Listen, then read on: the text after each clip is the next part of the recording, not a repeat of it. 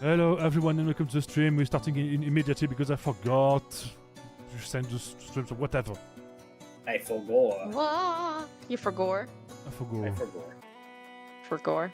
So let's look at my own YouTube because I'm still, YouTube. I am live. There is no description. I don't know why. I'm sure I made one. Why YouTube? YouTube, why? YouTube Hi. said no. Because they literally say like make a description by default, but I guess it just works for VODs, not for the actual live.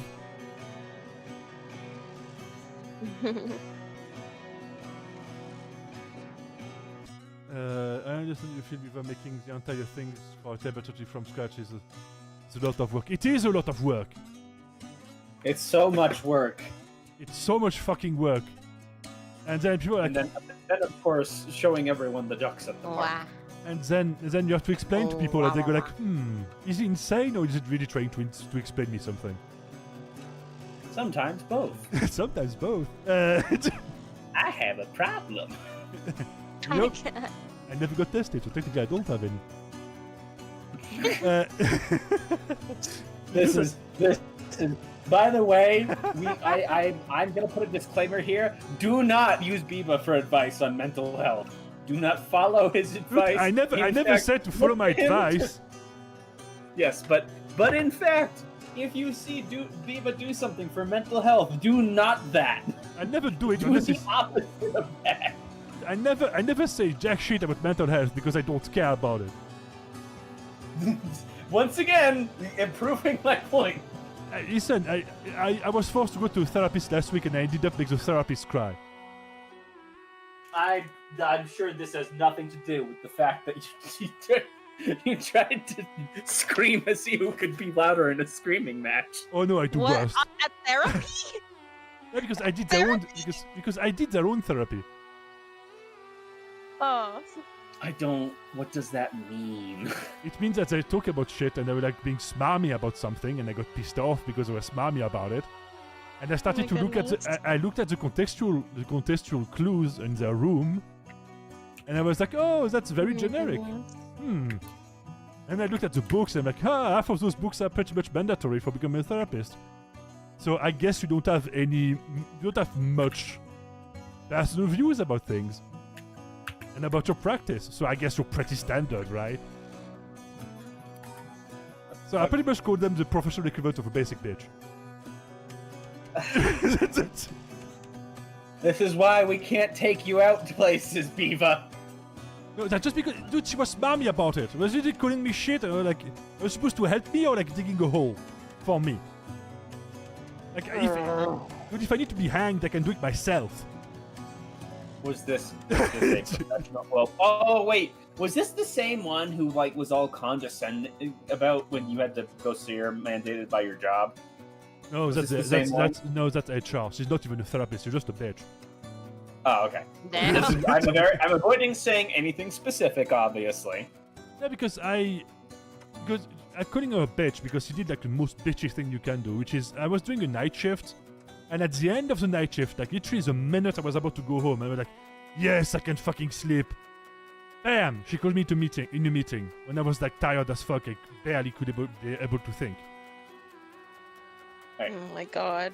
We could talk. I know you can talk all night about this. So let's get into game. So I think that's everyone. Everyone is Tank. No, wait, where's Tanker? The Tanker is we join later, I think. Okay. He said he would be late. So if you would, if our wonderful game master would be so kind as to reiterate for everyone else what this session will be about. It's Okay, National first- Daughters Day. I didn't even know that was I guess she did not know it was a thing. Sorry. My aunt sent a voice message. I'm sorry. Damn, you didn't know that aunts were a thing. No. My aunt sent me a voice message. So You didn't, first and you didn't foremost, know your aunt could send those. No, she sent a message saying she didn't know it was National Daughter's Day and told my It's telling National my mom. Otters Day? Daughter, and she was telling my mom. Oh, I would have been much In a more group excited chat, if it was National Otters Day. Me nice. too. It's okay, I sent you the ducks at the park. So, first and foremost, I have to do those streamer things because they do exist. Wait, I need to check something with Caster Labs. Oh, now. Okay. Am I connected to both? I really need to do like stream labs and maybe something. You still feel like the weight of the crate upon you. No, it's gone! The crate is finally gone. I'm free. The crate. Now I need to harass them to get my money back. Because I don't Wait. trust them. Because why would I trust them? Wait. So we gotta give props to. First and foremost, let me do something. First. Tor Ohis, thank you for following. Deeply appreciated. And then we also have activated feed. Pixelide Faye, I already said thank you, but thank you again. And so thank you for following. Deeply appreciated, and I hope you have a good time in the chat. We are talking about tabletop RPG stuff. Because that's what I see in my nightmares and my dreams, and also when I poop. Tabletop RPG. What is this? This is like the worst time to remember this, but that fucking there was this thing on Family Guy. It was a joke on Family Guy of the Inside Out thing, and it's the emotions of happiness, sadness, anger, anxiety, fear, and poop. And poop. I mean, it is. I mean, Yes, I'm literally telling the truth. Like, it's literally like haunting me every day. Viva is constantly haunted during his emotion of need to poop by the RPG. It happens so much that I poop the hundreds now. You cannot stop me from pooping. But it's like Polygon. it's like I poop the hundreds and then they dissolve, so I cannot see the result. Yeah. Was it a success? Was it not? Was it a success or not? I will never know.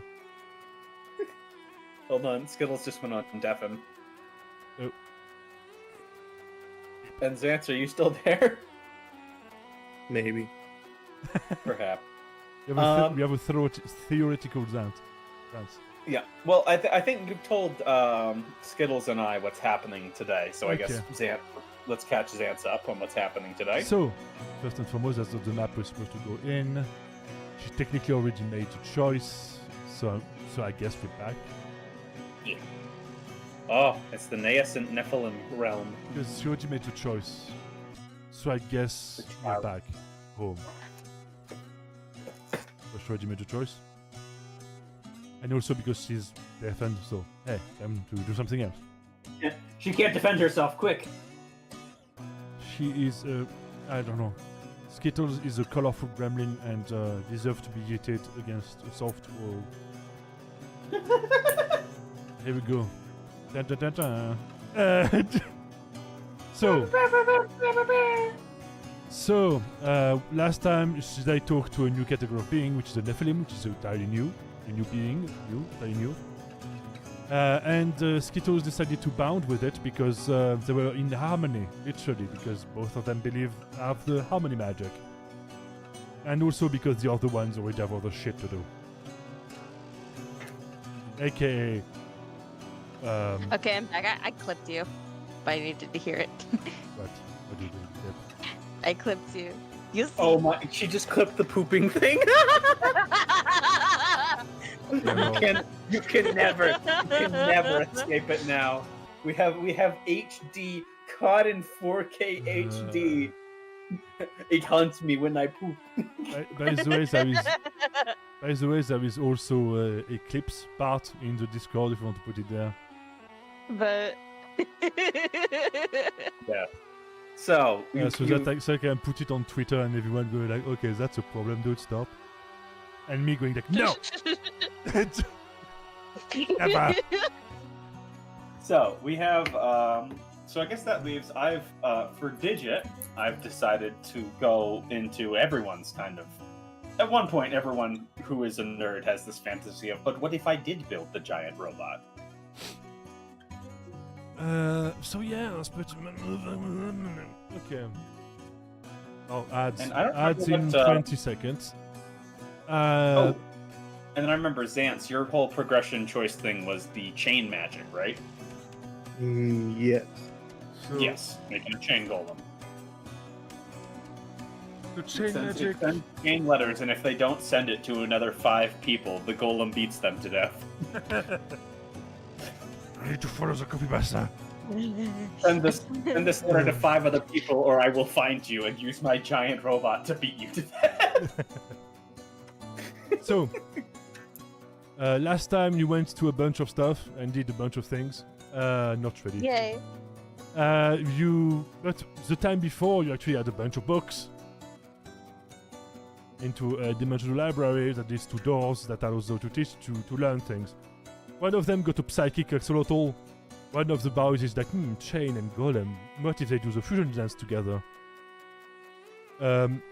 We also have Digit who went, Nya. Yeah, I'm like, Digit. No, I don't want. Yeah, no, I don't want this. I'm gonna go make my own giant robot with boobs and hookers. No, it's blackjack and hookers. That's the reference. I don't think that Flower got any. I don't remember. Danny, what? Of the door magic stuff. I don't know. I left before it went to Flower. I don't think so. No, because one of the door was Nephilim, so that's why. But she got Nephilim. And talking about Nephilim stuff, you get the choice between. With your Nephilim powers, you can either. How do I say this? I have a choice here. And one of them is weird in my brain, and I don't know what I can say. Actually, so, Dan, since you weren't here and we just told Skittles about this, is that the other thing with Nephilim, you know how all the angels and the exarchs and the demons kind of have a theme of like, hey, mind, and then body, and all that thing, and then the Nephilim are just kind of like, well, kind of, but not really. Because they're, I guess, 4 magics? Is that because we're including soul in there, but then you don't actually use soul? I don't. They're just another category of beings. Yeah, but it's soul magic. It's arcane. That was the one I forgot. Yep, it's soul magic. Arcane. We don't talk about soul magic because that's super fucking powerful. Arcane and magic. Also soul magic. Glass and rubber. Even amongst the gods, soul magic is very rare. Yeah, because you can just obliterate someone's. You can. I'm sending you to the shadow realm. That was actually a pretty good impression. It's right down all of the Warcry. That's the pie shop. So when it comes to the war part of the war camp of your stuff, apologies, but I don't have time to rework all of the war game because I need to rework like most of the war game. That's a lot. I'm getting anxiety just thinking about it. So, I think what you're saying is that most of it's going to be done as a narrative sort of thing, not an actual. No, is that I'm going to rework it until it's like decent enough as a prototype for this campaign. But you have also choices that will happen later, because you, as I said, you went to a library that has a lot of shit, and you sent your 2 nerds to pretty much one. You ordered one of the things that you had to, because you had nowhere to put all the books, is to rebuild the library in your own place. So you unlock a new building. Oh. And also the library allows you to research more stuff. For example, Titan technology. Yeah, the thing that Digit has been like, I have. It's my autism, and I choose the special interest. And Little also, guy in a big suit. So it allows you to do like more theoretical jobs, like better blueprints, for example. Like for Raylo, it would be a good way to like make, instead of having to try many things physically, you have the tools at the library with all the research station to theorize it. Yeah, and that is where Digit is going to spend most of today's session, is just blueprints. I love blueprints. I love how they taste and smell and look. And you sent They your look like blue. Yeah. They taste. I love blue flavor. What is blue flavor? Ah! Yeah, no, that's never ask that question. You will experience only sorrow. And then Digit started to vibrate violently Jesus Christ. while screaming. I scream. You scream. We all scream in the tragic house fire at the family reunion. So come, my child soldiers. All right, for anyone who doesn't know, we are quoting Legends of Evantris. It's great. Check it out. This is not a sponsored plug. It's just really funny. You're a mediocre clown at best. And I put you in your body. And then because he didn't want to say it was that he the punched him one in the thing dick that and I he think will died. break one thing that will break both of us is if somehow there's a crossover with fucking TTS and Legends of Evantris with just the fucking I don't think with they can. Chegorag and the evil clown library. So, no, because TTS is cancelled forever because Game Workshop fucked up again. But did you see they're actually coming out in a few days with a live play of the Warhammer tabletop thing for them being a bunch of Chaos Space Marines? Oh, yeah, I'm not surprised. So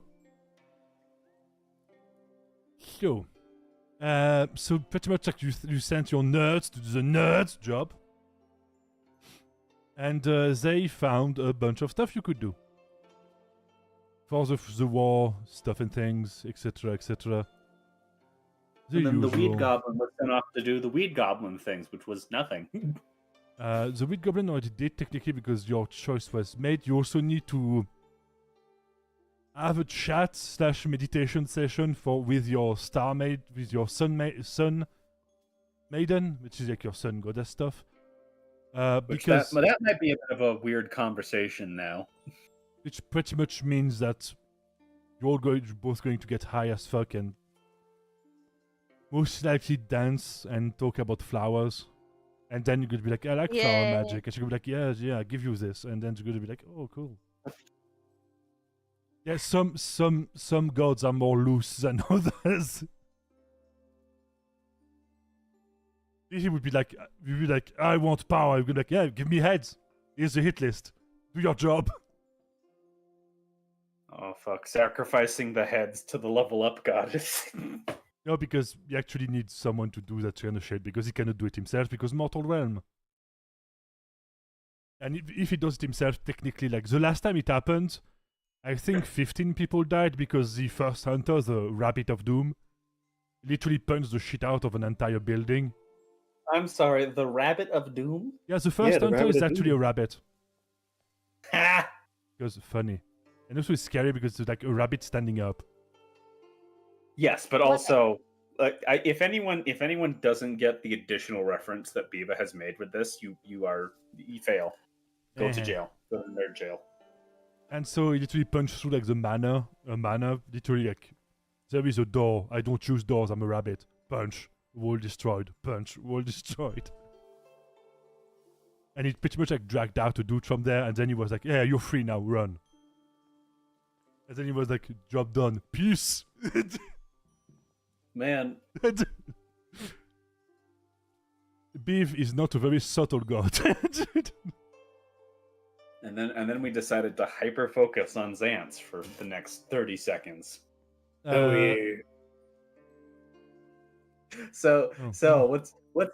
is your character up to in like excruciating detail? Yeah, Xantz. Well, he wakes up a cup of tea. Mm-hmm. What type of tea? Green leaf. What type? Well, that's not specific enough. What specifically? What type of leaf? An oak leaf. Do oaks exist? Do oaks exist in yeah. Thumos? Okay.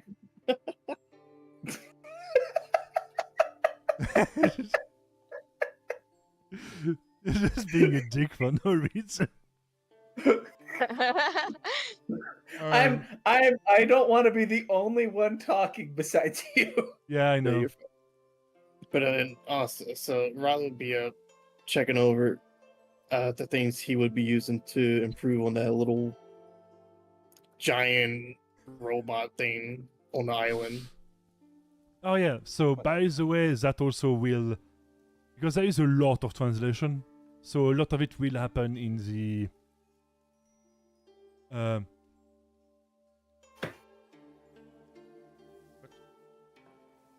Okay, I had the illusion of the smell of tobacco, and I'm like, what where to be tobacco in my house? I'm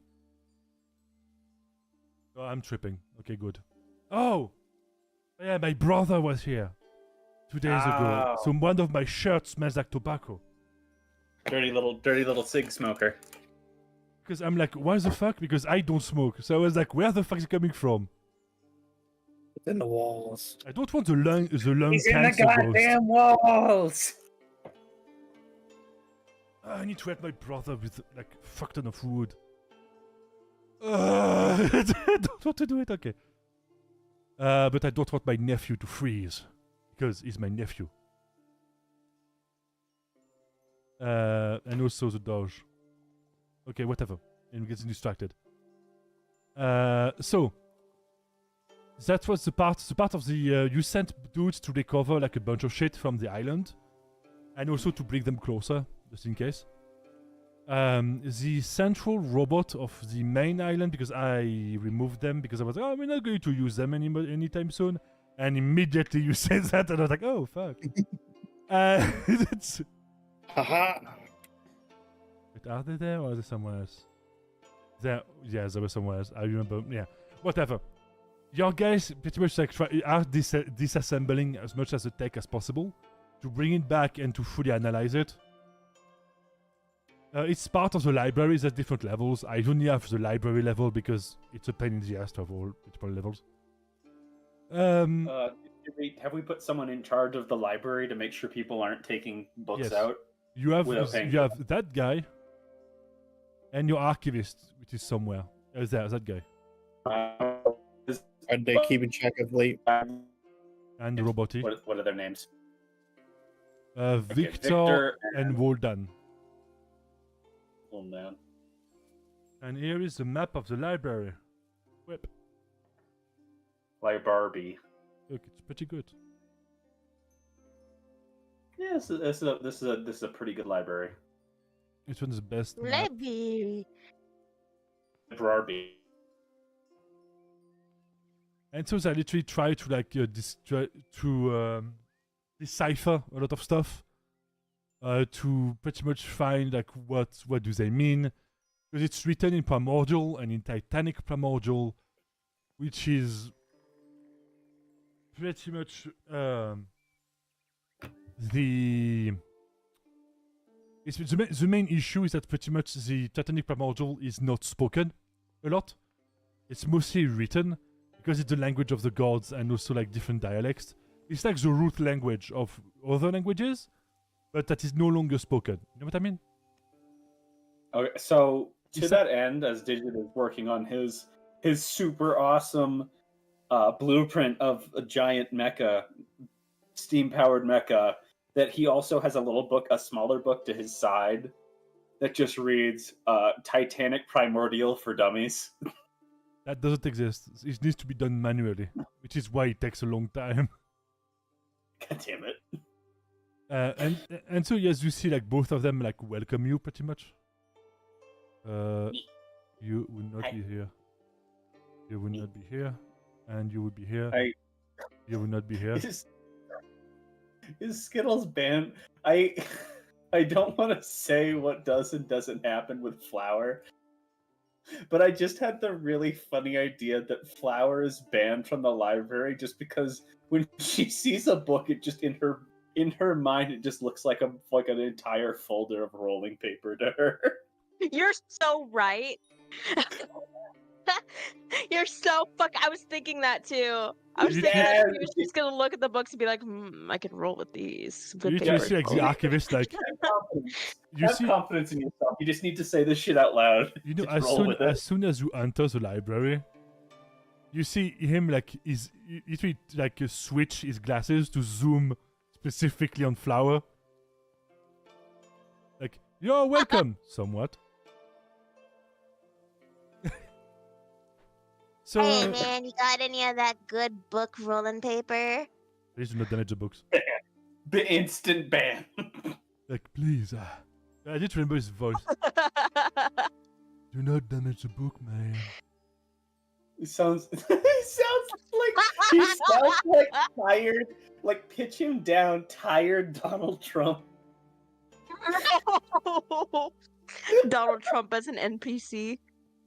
I have the best books. Nobody has better books than me. I think I already did it. I already did it for the best alchemist shop ever.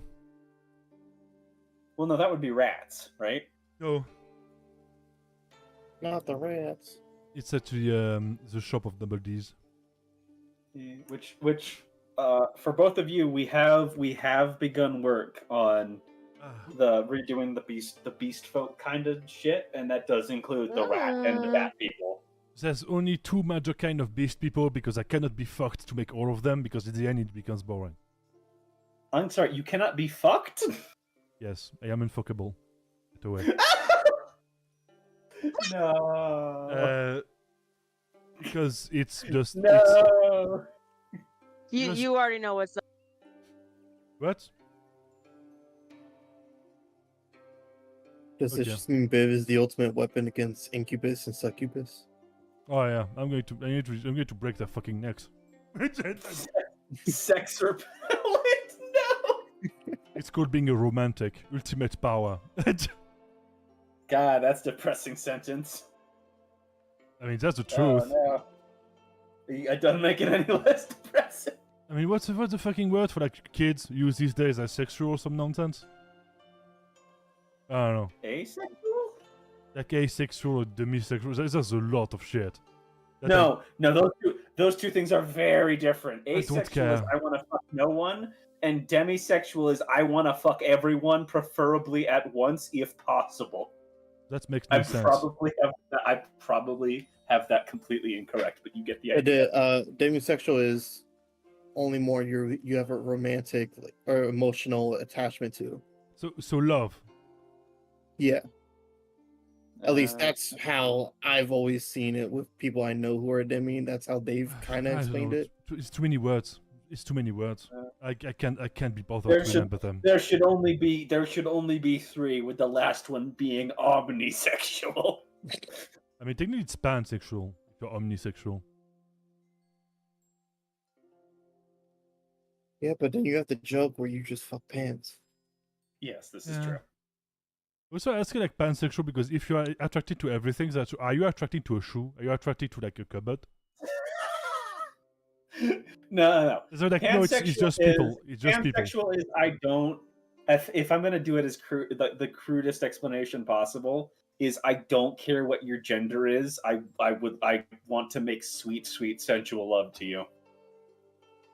That is the most bare bones explanation to my knowledge. And I just don't care. If you want to shove your piece into another piece, I don't give a shit. Just ask. Well, first. see, that's basically what pansexual is I just know. I don't care. I give. Are- I really don't care. That's because it's not like it's not like I can't be bothered. I can't be bothered. it's just like, oh, are you a hater? No, I don't. I literally don't have the energy to be one. Maybe, but guess what? What? Oh my god! we fucking Guess it again. guess where it was. Guess where it was. Where were you? I made a little clip. Needs to poop. What the Wait. fuck? Hold on, I'm posting the skip. The one right above that is by Hans, and it just says the pain continues. I don't remember which one it was. I don't know. I do so much shit. I don't remember. It just, you know, after a while when you're a streamer, it just becomes like a blur. And you'd be like, blah! And then there's shit coming out of your mouth, and you'd be like, blah! That's it. Say people are like, I'm intolerant. I'm like, it's not a question of tolerance, it's just a question that I don't care. You can do what the fuck you want. Like, I'm not limiting anyone.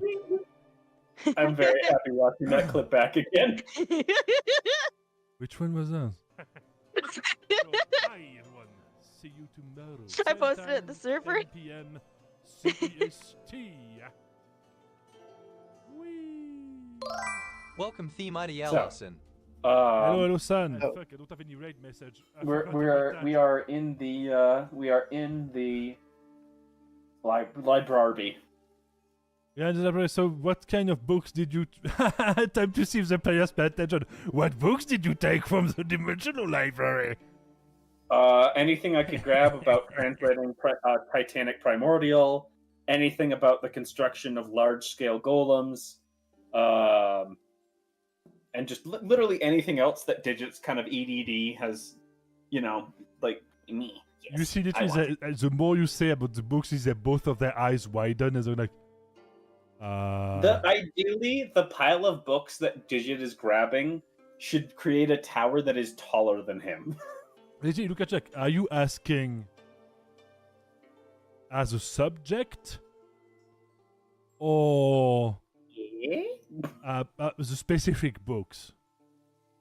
In other ways, do you want us to give you all of the books about that subject, or do you want one book about the subject?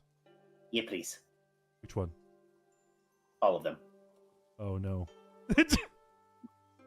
just Digit climbs up his robe to get right in his face. Just to put the like fucking Daffy Duck when the bill gets flattened down, he puts his face up. He's all of them. He's like, okay. And you see him like literally like he's like summons like another golem that he repaired, and he was like, and give it like a list, and you see the list like start to like fall on the floor and continue. Yeah. It's like try to grab as many as I'm you gonna can. bring. I see these two desks that are down at the bottom right that are kind of close together, and Digit is just gonna push them together just to hold all the books. Yeah. Also, I'm book- thinking that the the one book with fort starts now. okay, to say like going like to the bottom right or the bottom left is a good plan because you can pretty much pile on the books on the desks. I create a wall of all the benches down there. I am fortifying this knowledge position. It's like having an opinion on Reddit. I fortify my position. I am right. I would, and I'm at this point. I'm gonna assume that there is gonna be a bit of overlap with anything that Rilo is grabbing. Probably yes, mostly because of the mech stuff. Yeah, so I guess I'm gonna begrudgingly let him into the book fort. So you have to choose. You have to choose your fourth position. I am fortifying. To the right or to position. the left? Bottom right or bottom left? How do I? Bottom How do right. I? Good. Bottom right. Bottom right. Okay. Bottom right looks more defensible because there are. Because then I can also steal these two picnic table bench things up above as well. First and foremost, you have to measure the picnic table. Very important. Let's see. It's gonna be one picnic table and a bench. The picnic table is gonna be rotated 90 degrees to properly fit in the opening. First and foremost, before you use any picnic tables, you need to measure them and you need to appreciate the perfection of form and function. The perfection of the ideal table boy. Such an ideal design has never been reproduced again. So I would love to see them just do an episode with Dor and he finds an electronic standing desk and he just loses his shit. so A desk that serves as a slightly taller desk when needed. So for anyone who's watched that and anyone who's watched Hunter the Parenting, I'm not crazy to think that they have super drawn from Ron Swanson from Parks and Development for that character. Yeah. I don't eat vegetables. I only consume meat. Meat and alcohol products. What was this said like, boy, You have no. You have gained. You now have the choice. You gain the right to decide which venison will be in your birthday cake. Yeah, that's the horse episode. Okay. And need to stop. also now Need to I'll- stop. Okay. I got one quote. We I need to got stop. one quote. I think she's hungover. You think? I don't get hungover. I eat a full A1 steak, read a book, and fall asleep. So, I'm going to grab a couple of beers to concentrate and be right back. Yeah, definitely what you're doing. I guess I'll facilitate continued conversation in the meantime. Because let me be clear as I fade out of existence. I don't think there's ever been a tangible. Digit has interacted with Flower. Digit has never interacted with Rilo, to my knowledge. Like all I've done is the autistic. Like, but what if we made the golem steam powered? And you were like, no. I think they interacted like once or twice, really. That's what I'm saying. Yeah, and there's never been like a furthered interaction between the two after that point. So, I guess as Digit is bringing his tower of books over and recruiting Rilo to help him construct the book fort of knowledge. What books are you grabbing, Rilo? Anything related to technology and golomancy? You see both of them slowly turn their look towards Digit and his huge pile of books. Digit like a dragon on his hoard, like his back arches up. No, mine. By the way, you need your armor to actually like carry the books. Oh, absolutely. No. Absolutely. But once he does that, he adds the armor to the book fortification. And also, you need to do at least 4 back and forth with the armor to carry the amount of books. Oh, 100%, unless Rilo is also using the Benui to grab the books. I mean, you could use mana. Yes, mana definitely grabbing stuff. Okay. Yep. So you can use mana to carry the book. So, no, it's only 2 back and forth. If I can ask you, Xantz, what do you think the specific? Because I'm grabbing a lot of books on Titanic Primordial, any sort of historical precedent for giant golems, and any sort of precedent for non-automated, like specifically people power, like a golem being controlled by a person. So was there a type of magic that the chain is related to, or is it just called chain? It's chain magic, but it also can be either like a combo symbiosis with metal magics, and also with and also I don't know why and also with metal, but also specific kinds of gems. Mm-hmm. Yes, So, you can effectively yassify your chain. Yes. So I would think of stuff, maybe anything that could say like using gems as power sources, or also gems like allows amplifying. Yeah. And I think what I want to ask Biva is, and then after this I want to ask what Flower's up to. But before that, what would be a good? I would want to find a specific book that has a direct overlap between one of what I'm looking for and one of what Xantz is looking for. Like, be that like a book about chain magic in Titanic Primordial, or I mean, he has to research. I mean, he also wants to research Titanic Primordial for his own stuff. So yes, but I want to find a book. I want to find a book that both Rilo and Digit would perfectly overlap with the two things that they are both researching. One of them that could work would be alloys, like more complex alloys, more advanced ones.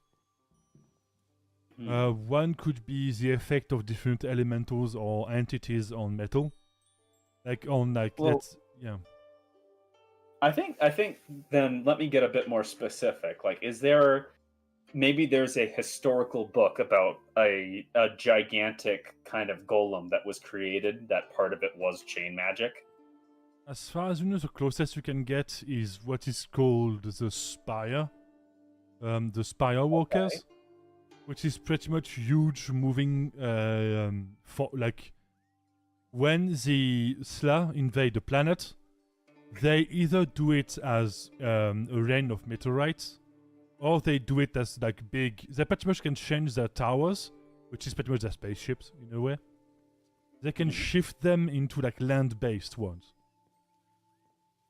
Okay, so off of that, what the fuck is a slad? The Sla is the community. Welcome to the community. Welcome to the stream. Welcome to the channel. Kiddo. That's why I feel like you just made a joke at my expense, and I still have no fucking clue what's going on. It's almost like the Discord is called Donna Sla. Ah, okay, that's where that comes from.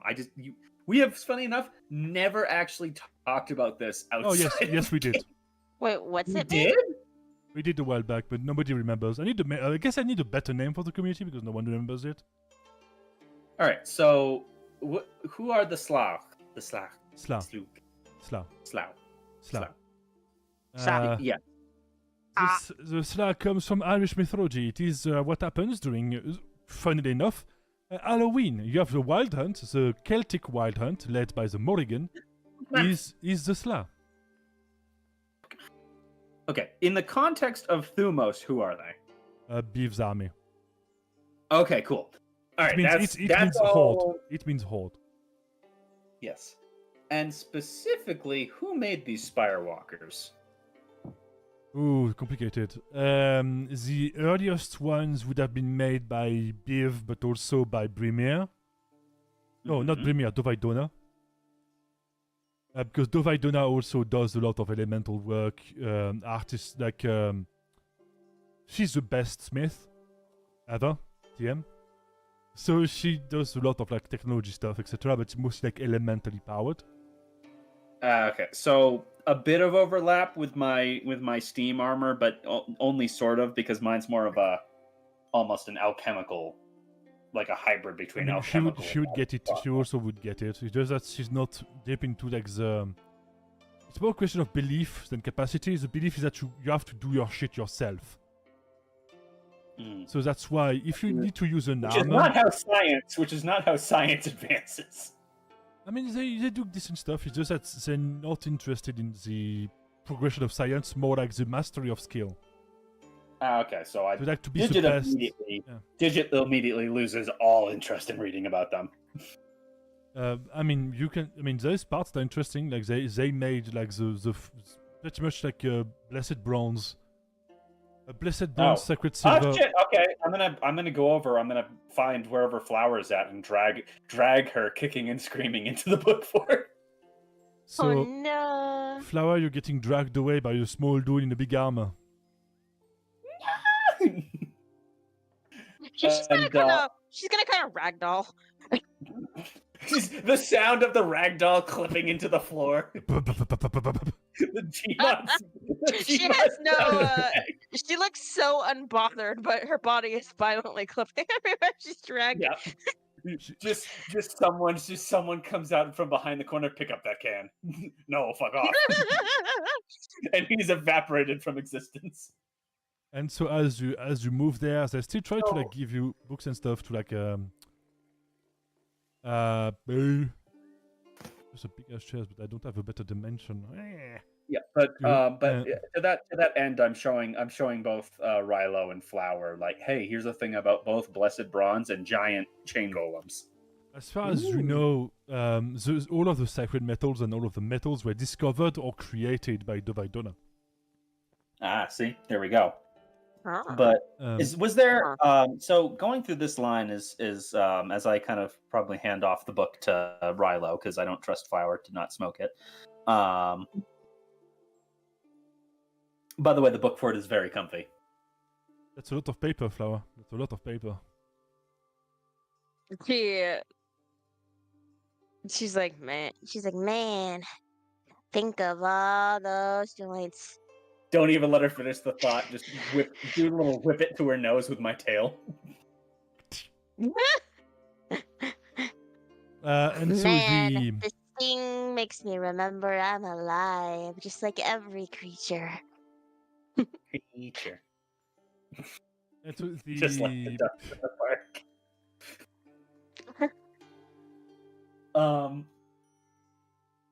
And I guess, Xance, what are you taking away from the book?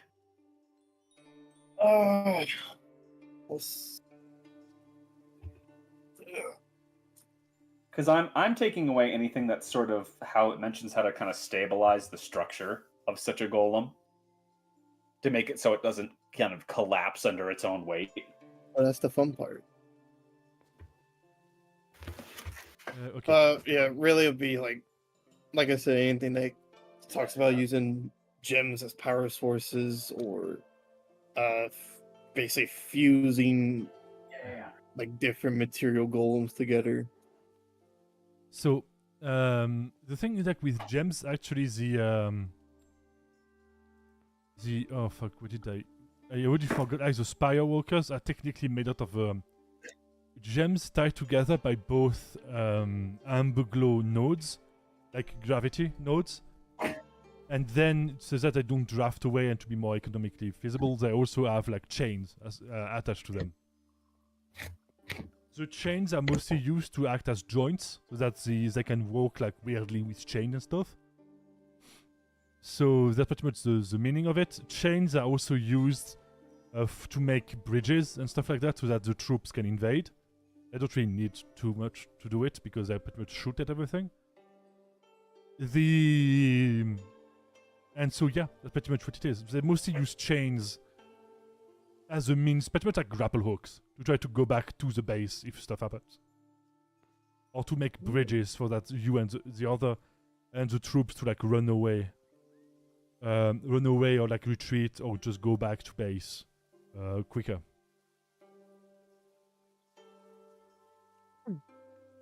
And so yeah, that's pretty much how they use it in that description. As far as you know, one of the things that can be done seems to be like an infinite chain, which is a chain generated by an amber glow crystal that is attuned to a specific metal. So it's a complex magic, because you need the gem to be tied to a store of that metal, and then the gem will act as a replicator, adding more links to the chain by pretty much like consuming that store of metal. So it's like insta-fabricate, but you need like a metal. Sounds like a lot of work for Rilo. And also it's used because they pretty much have almost infinite metal, they don't really care. So that's why to them it's convenient. You also learn that chain magic is also tied to locks, and locks and padlocks seems to be the higher level of chain magic, which something that is padlocked pretty much can only be opened or can be forced through, but it's the idea of locking something. You can use it to lock the usual limbs, lock someone's magic, lock someone's voice, but the idea is that a chain and a lock are physically there, but they can lock all kinds of stuff. You can learn how to armor lock so you can make people really mad in Halo multiplayer.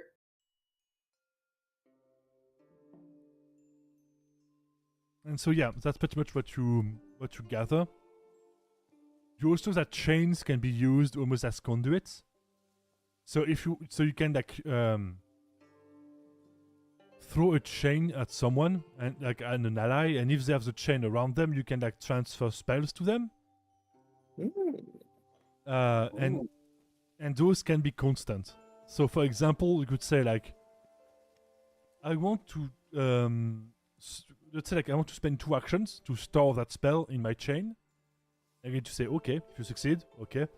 And then you could say next turn I'm going to do it, next turn I'm going to do it. And depending on the quality of the chain and the metal of the chain, you can store more and more spells in it. The spells have to be of the same nature, so damage, buff, heal.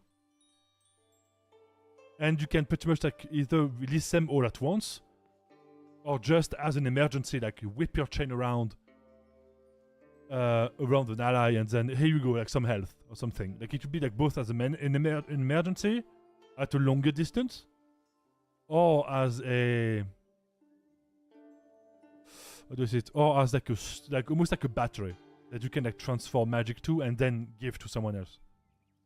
You either charge it up or you use it immediately. But the idea is like using it as a cable almost. It's like circuits, like big circuits. It's like a battery and a cable. It's battery and cable. So Daka, I'm just saying, we could have some of the army be like support golems that are just doing that, just linking the chains and then buffing us or healing whatever.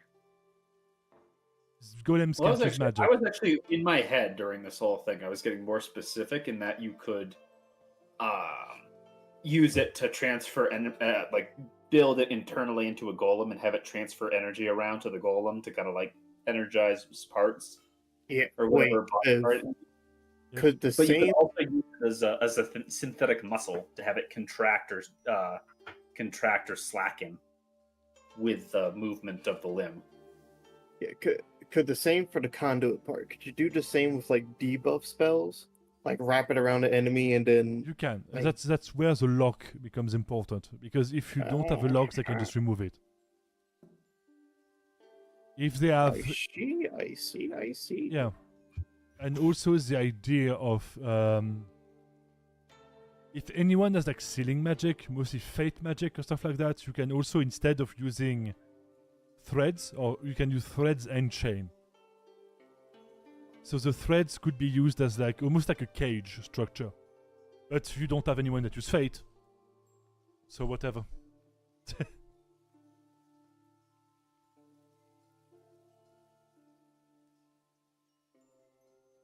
So yeah. Alright, well, I got some ideas. And also like golems themselves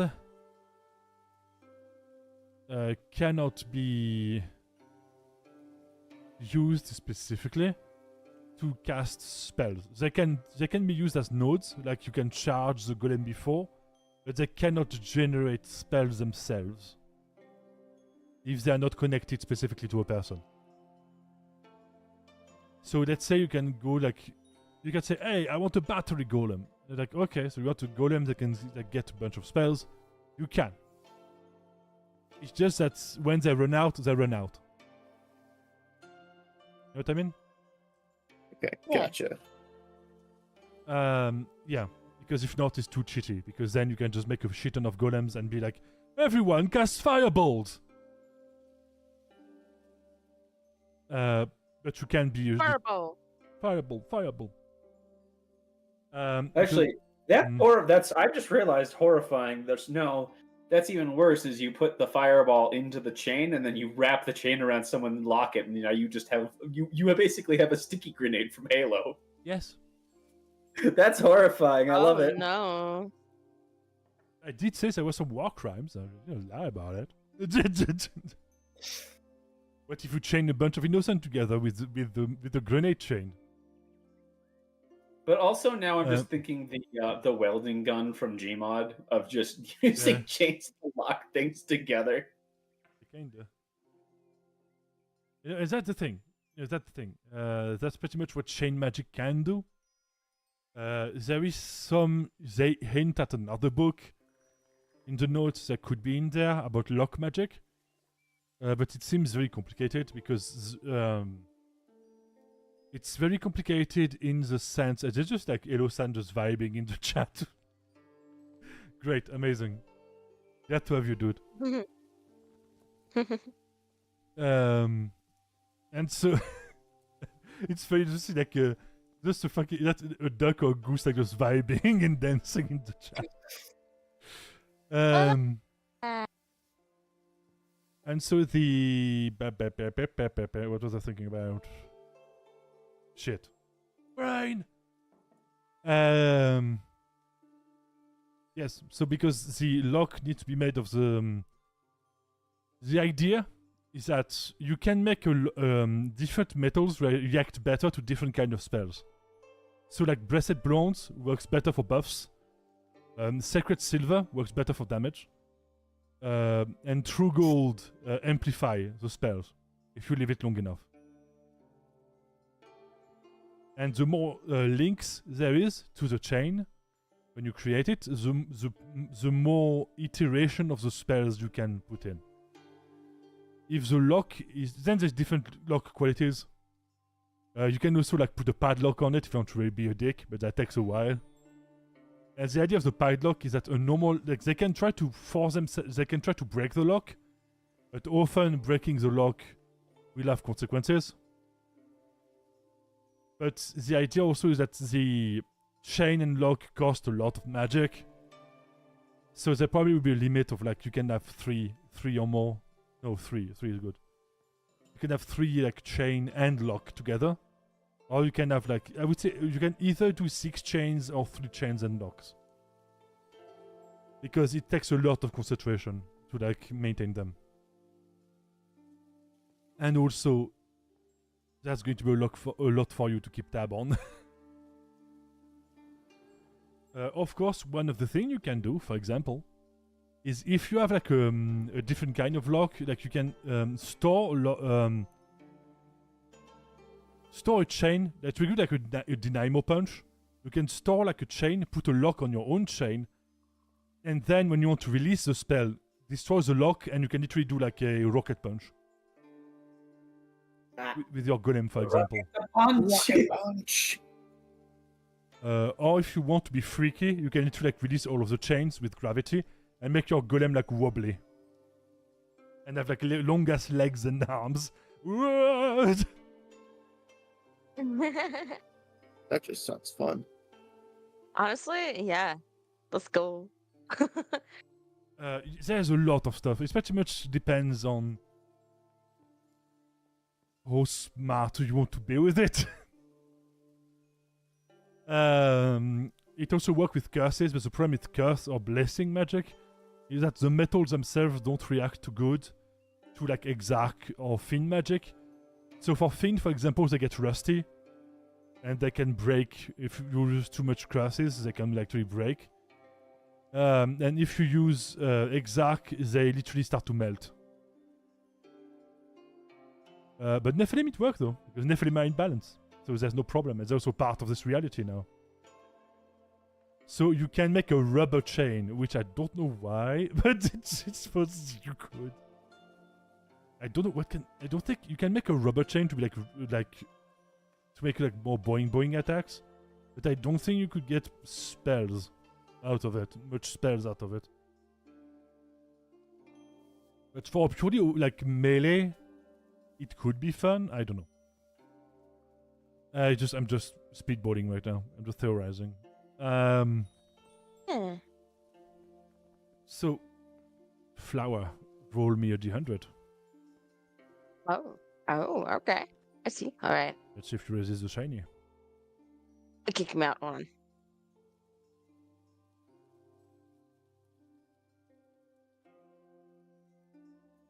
I'm back in. Yeah, but yeah. Wee. Do you want to be in humble?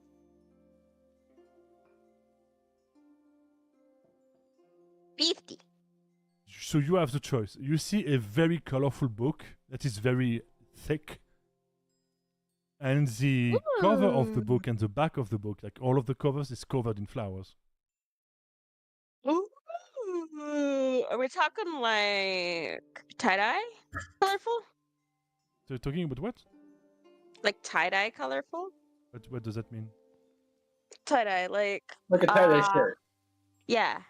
Like a what? Hold on. Oh We have to send you Doc, help. what a tie-dye shirt is. Thank you, Doc. Hold on. Hold on. I'm sending. Yeah, hold on. I think. maybe, that's the best one. It may be a language barrier thing. No. Well, yeah. I was a lot thinking of- like there is.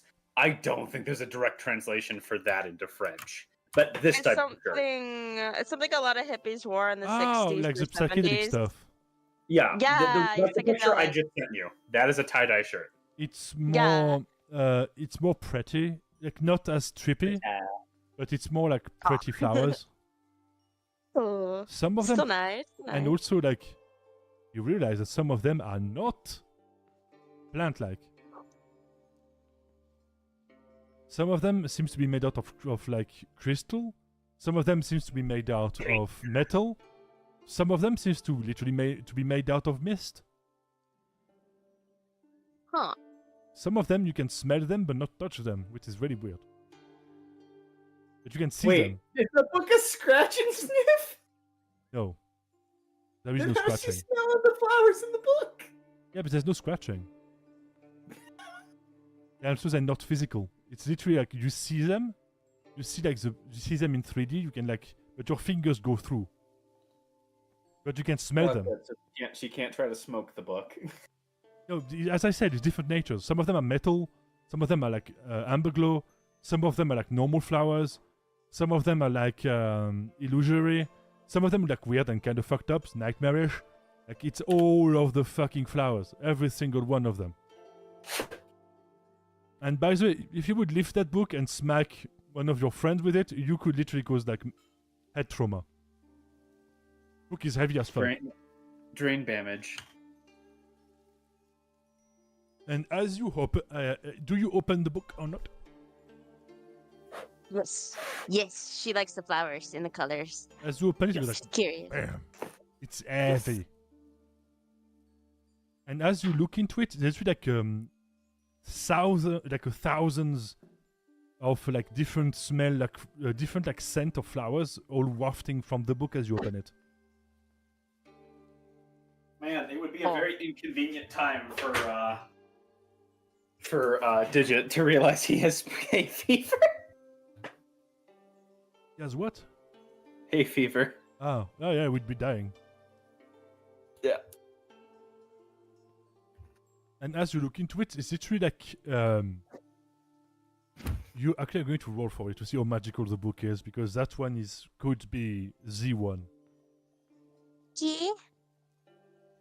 But did I forgot how to do it? What did one S, Andre? That one. It is the one, you lucky fucker. The DS100. Nintendo DS. You realize that as you touch the pages, it's not paper. It has a sheen to it, and as you touch it, it's almost like thin glass.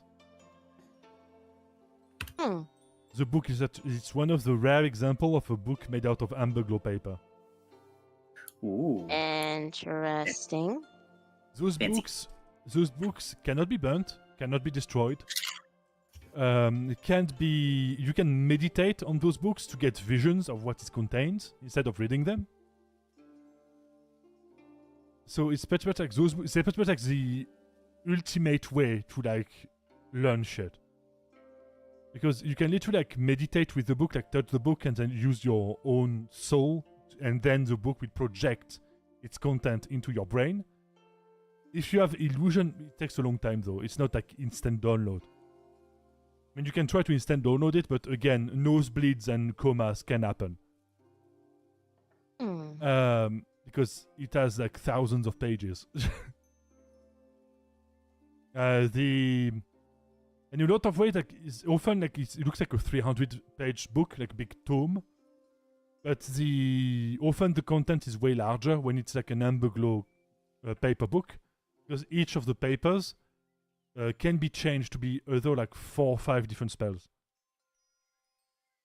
So each of the pages literally contain more than it's supposed to be.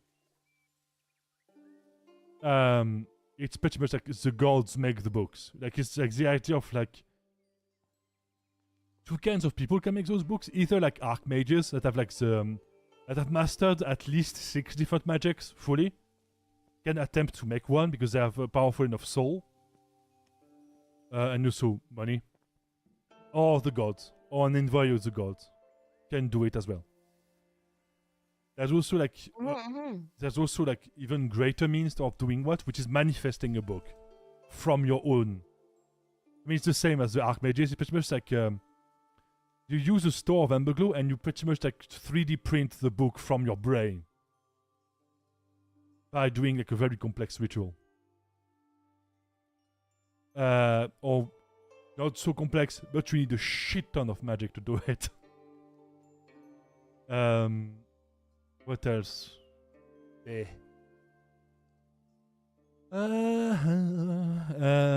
and so like that book will take a while for you to learn, but with that, you can unlock flower-specific magics. And also, if you want to speed up the process, you can talk to your Sun Maiden to like, so that you can vibe. You can fiercely vibe and learn magic faster. So I have a book of whole new potential and spells. Why did I say it like that? Connection to chat. Have I been disconnected? Huh? Oh, okay. Twitch? Did you fuck me over, Twitch? Twitch, stop being a goober. Come on now. Because I saw the chat like reload. So I was like, oh no. I'm near. Okay, it's good. Alright. So, that's pretty much the book right now. There is also, if you want to, a limited edition of the Book of Ferrets. It's like 50 ferrets you can summon. There is also the infamous books of rats and mices. Is there a book on how to get a pipe fox? Because I still want one. A little green pipe fox. That one is called Digit. Give me the pipe fox. Give it to me. So Daka, you have a new mission of a new pipe fox to make that I can kill later. No. Is it? Okay, I make the pipe. The pipe fox spawns into reality right then and there, and then a big heavy book falls on it and kills it instantly. No. It Gallagher splats. At least make it vegan so I can eat it, so it doesn't go to waste. You will not be having any sort of like meat. It's pipe fox soup. No. Oh, actually, yes, I can eat that. Yep, there you go. They're so cute. Problem created and then immediately resolved. as you devour the pipe fox, you are slightly happier. This is awful. Damn, it died. I feel real sad, but it tastes really yummy, so it's okay now. Why does it taste like happiness? Oh god. All right. So my book. I'm just gonna start. I guess Digit has just been doodling designs right now. He's just been blueprinting. As far as you know, like one of the key elements to like animate a suit is also runic. All right. So I gotta research runic. Would a Morgan know about runic? Maybe. Maybe. Maybes. But he's not in the book for doing the golem stuff. No, because he has not done much golem. He was mostly doing like, what if I can make golems? But people! Yeah, yeah, what if I made people instead? Yeah, pretty much. I guess I want to look into that book. I want to look into that book more for, I guess I'm going to look into the Slaug. Because obviously I can't really ask Bivaidonas because they probably wouldn't answer. Bivaidonas? Digit is going to assume they won't because Digit is. Biv or Bivaidonas? Yes. Bivaidonas, if you have a good enough blueprint, you can ask her if she can make it better. I don't got a good enough blueprint yet, so I guess I'm just gonna look in and see like if I can find anyone else who does R&D for Biv. And there's a Morgan. You can try to ask him. He's there. No, I want to see if I can find it in the book first. They're in the books first. Oh yeah, it's pretty easy. Like you can find the Book of Titans. And then within the Book of Titans, there is there is reference to a tome about the Slaugh. And also fair warning that anyone that is hostile to the Titans will do the thingy if they touch the book. That's Digit. I don't know that Digit has the capacity for malice yet. Enemies like hostile, like you want to use the books as a means to hurt them. Yeah, yes, no, I know that's what it means, and I don't think Digit has the capacity to understand. Digit does not have mean bones in his body. That's not the kind of person Digit is. And as you look at the book, you realize that the cover is black, entirely black, like almost like you see the light does not reflect on the book. Ooh. Anyway, I open it. And as you try to open it, you see an eye open in the center with 3 pupils. Oh. And it seems to peer into you, like to peer into you. And as it looks into your soul, you see the eyes slowly close and the lock open. It's horrified at what it sees, which is just. No, you cannot do worse than a Morgan. He tried many. Oh many no, things. different, horrifying in a different way, which is just like Digit in a fucking idealized world, dancing around with all the mechs he wants to create. Oh no, God. it's so genuine. How horrifying! And so I mean, you need more, but yeah. Also, it's just not sentient enough for that. Yeah, no, it doesn't. It can't comprehend. It can't comprehend the childlike wonder. No. And so as it opens, you see that the... Need to have to roll again.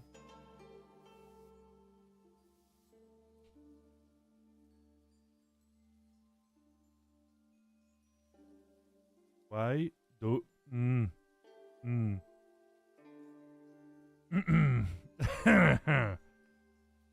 Why do I always roll good when it's helping the players, and when I roll shit when I try to make a boss dramatic?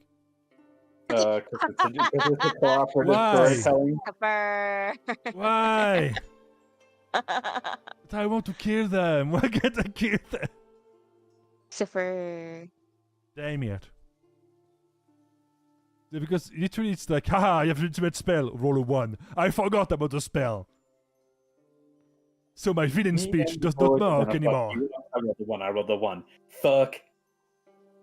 And then I roll a 1, and then you roll a 1, and you're gonna fuck. And then We all roll a 1. And then they just stare at each other doing nothing in the middle of a battlefield. Like, I could do something. I could do something now. You get a 1. You get a 1. You get a 1. We all get a 1. And so the book is also Amberglow. And I would say, Digit, how guarded is your mind? Guarded in that it is kind of just the stereotypical ADD clutter of, ooh, what about this? And then this thought, and then this thought. And the train of thought is all over the place, so anyone reading his mind would be generally confused. Let me see, Romeo D100. Yep.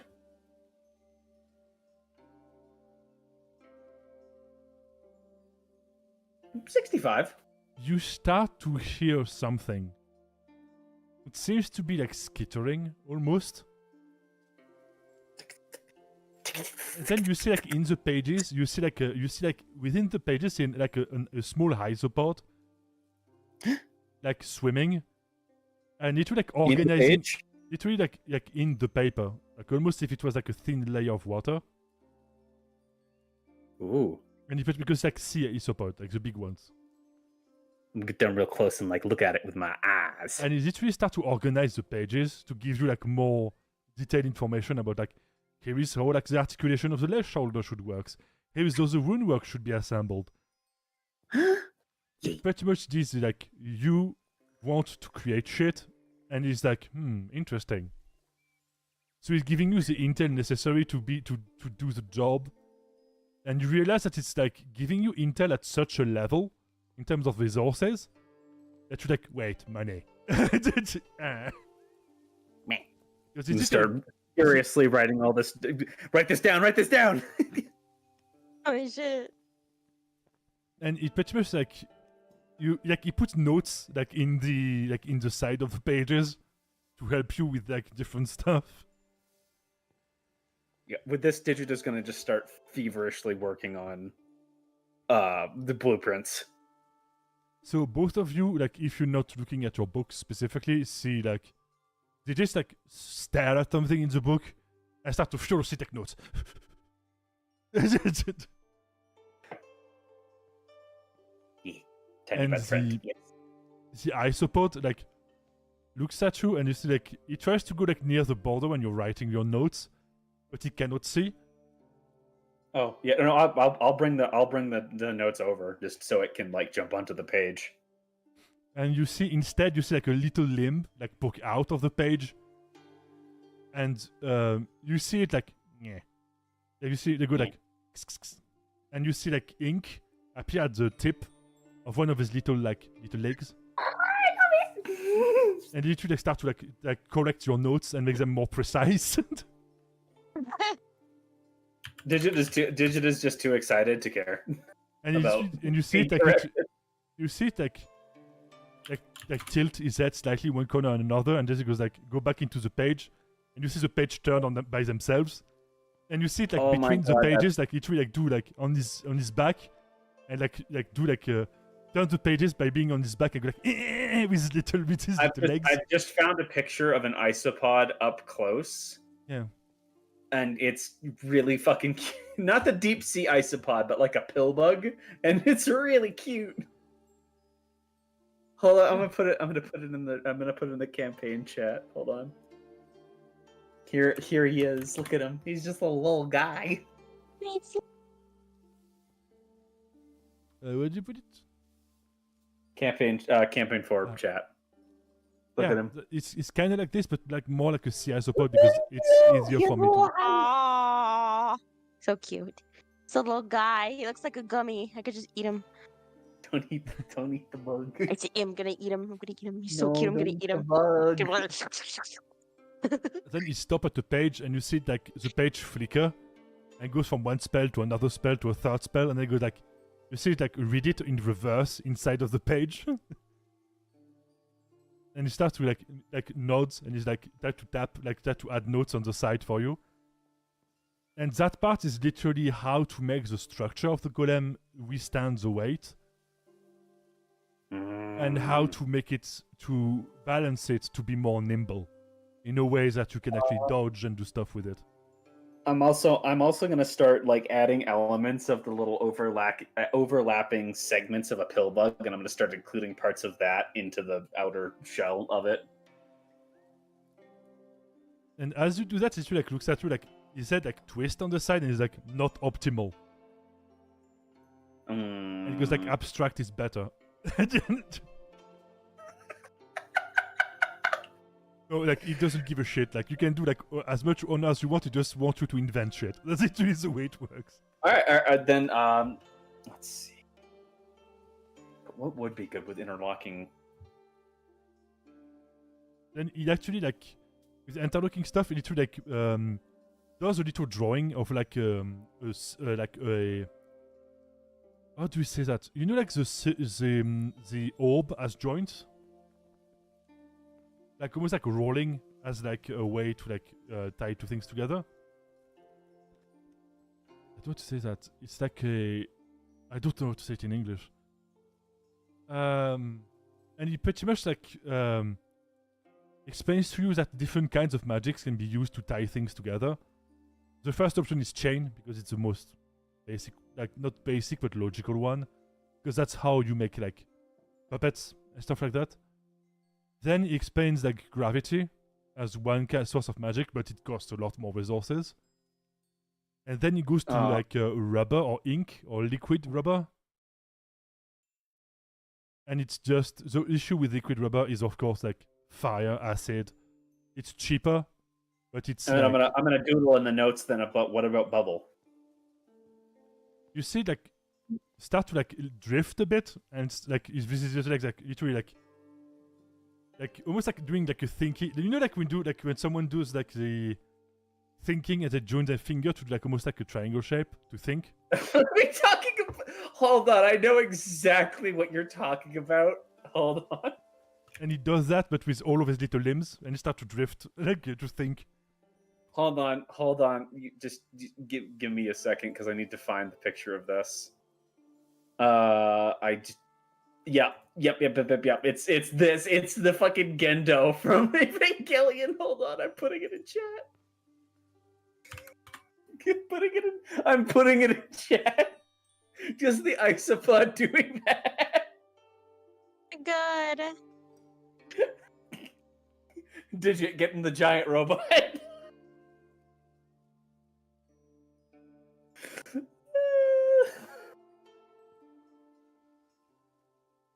Oh no. found a cute drawing of an isopod. I'm not going to use Oh, it. It's too because it's too kawaii. Stop. No. She's only using a fraction of her power. Immediately gets banned. She immediately gets bad. Gets kicked from the call, gets kicked from the game. Loses a nationality. The passport disappears. Oh my god. No, don't send me back. Please. I don't know to even. Hold on. I had to just post this because I just found this with no context and I love it, but I have no fucking clue. Oh wait, no, I do know why. No, it's not off of that. Otherwise, it'd be a bag of Cheetos. Me. I just found that. I did not edit in the bag of Doritos. That was already part of the picture.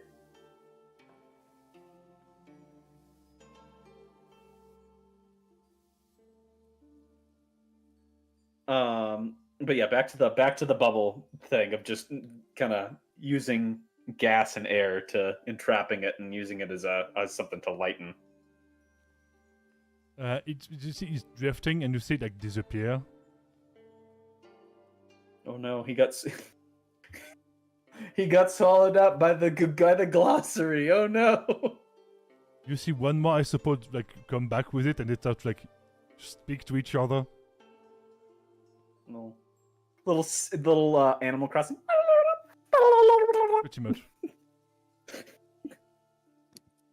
At this point, I've grabbed both Rilo and Flower, and I'm just.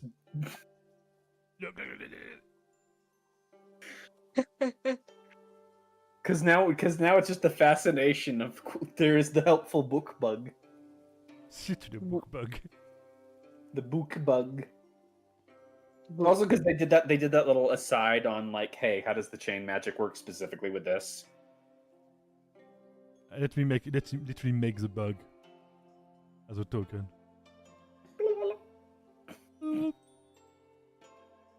Here is the tiny monster friend. He goes, Koopa, Koopa, Koopa.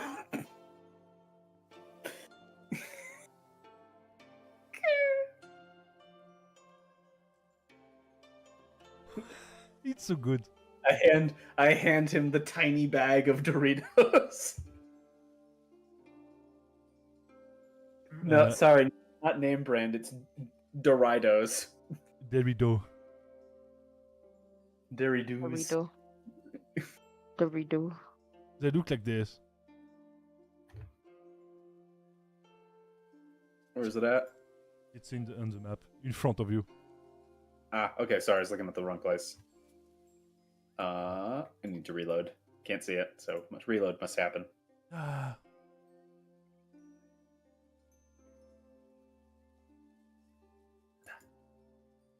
Elusan yes, there it is. Elusan is still vibing. Unstoppable. And now there's two of them like debating. And you see them like draw prototypes on the side. And this has basically become a game of Gardic phone. Pretty much.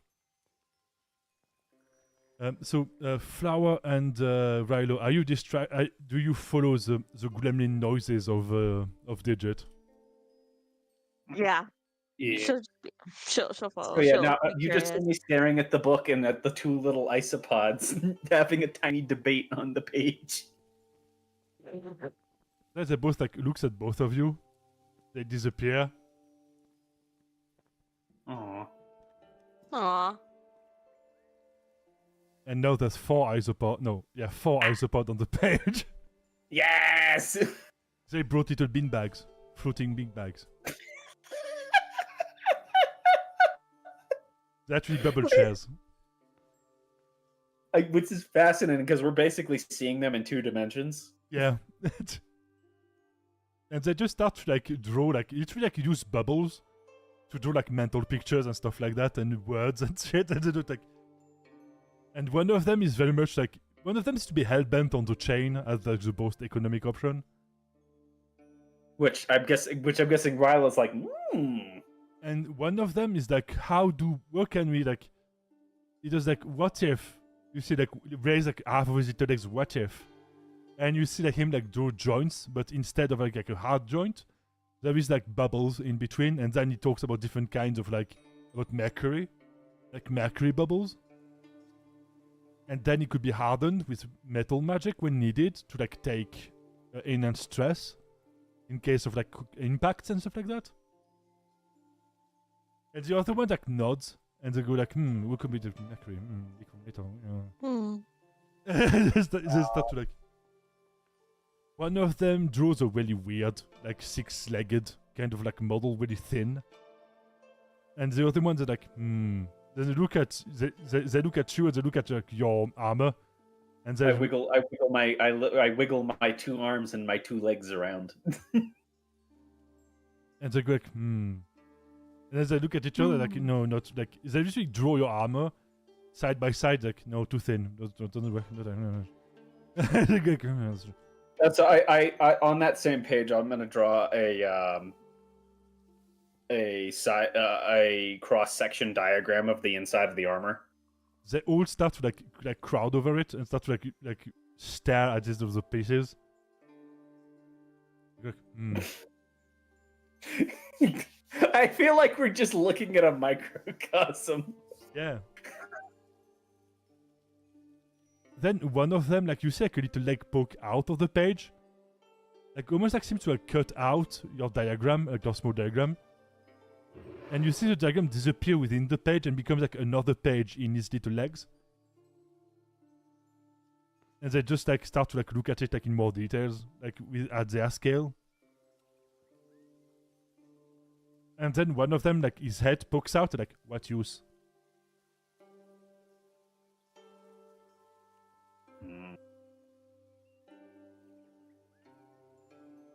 Wait, what? Wait. What use? What use of what? What is it asking? I'm a bit confused. The golem armor. What use? Oh. You're just gonna write fight demon to protect people. He literally like has his head poked out of the page to talk to you. Yeah. Oh yeah. Fight demons to protect people, yeah. As you say the word like demon, like aka fiend, they literally like look at each other and you see them like skitter a bit. Almost like you don't know if it's excitement, fear, or both. And they literally go like enemy. Fiend. Yeah. They go like you see like cheater, like the cheater to each other, and you go like they suck. Evil. Yeah. Bad. Yeah. Very bad. Yeah. Flesh. Stinky. Yeah. Acid. Stinky. Bad. Curse. Yeah. And then they go like, a Morgan plan. A Morgan and the plan. Yes. Oh, we have the a Morgan here, yeah. Yeah. Yeah. You see one of the I suppose actually like steps out of the page and starts to like float. Little bubble, he bubbles himself, he starts just floating. And then you see you hear like the sound of like a screech. And you pretty much like hear like I'm here, I'm fine, I can hear you, I'm not working. And it goes, it is really like another like skitter, like I know your dance, I know what you mean. As you see him like look towards you and he slowly like make his way, pretty much. He has to climb. I'm sorry, I'm imagining just a Morgan. I know he's a god, I know all this stuff, but the image of him awkwardly climbing over the book fort is very amusing to me. Or you just teleport. Aww. In-game. Yeah, dear.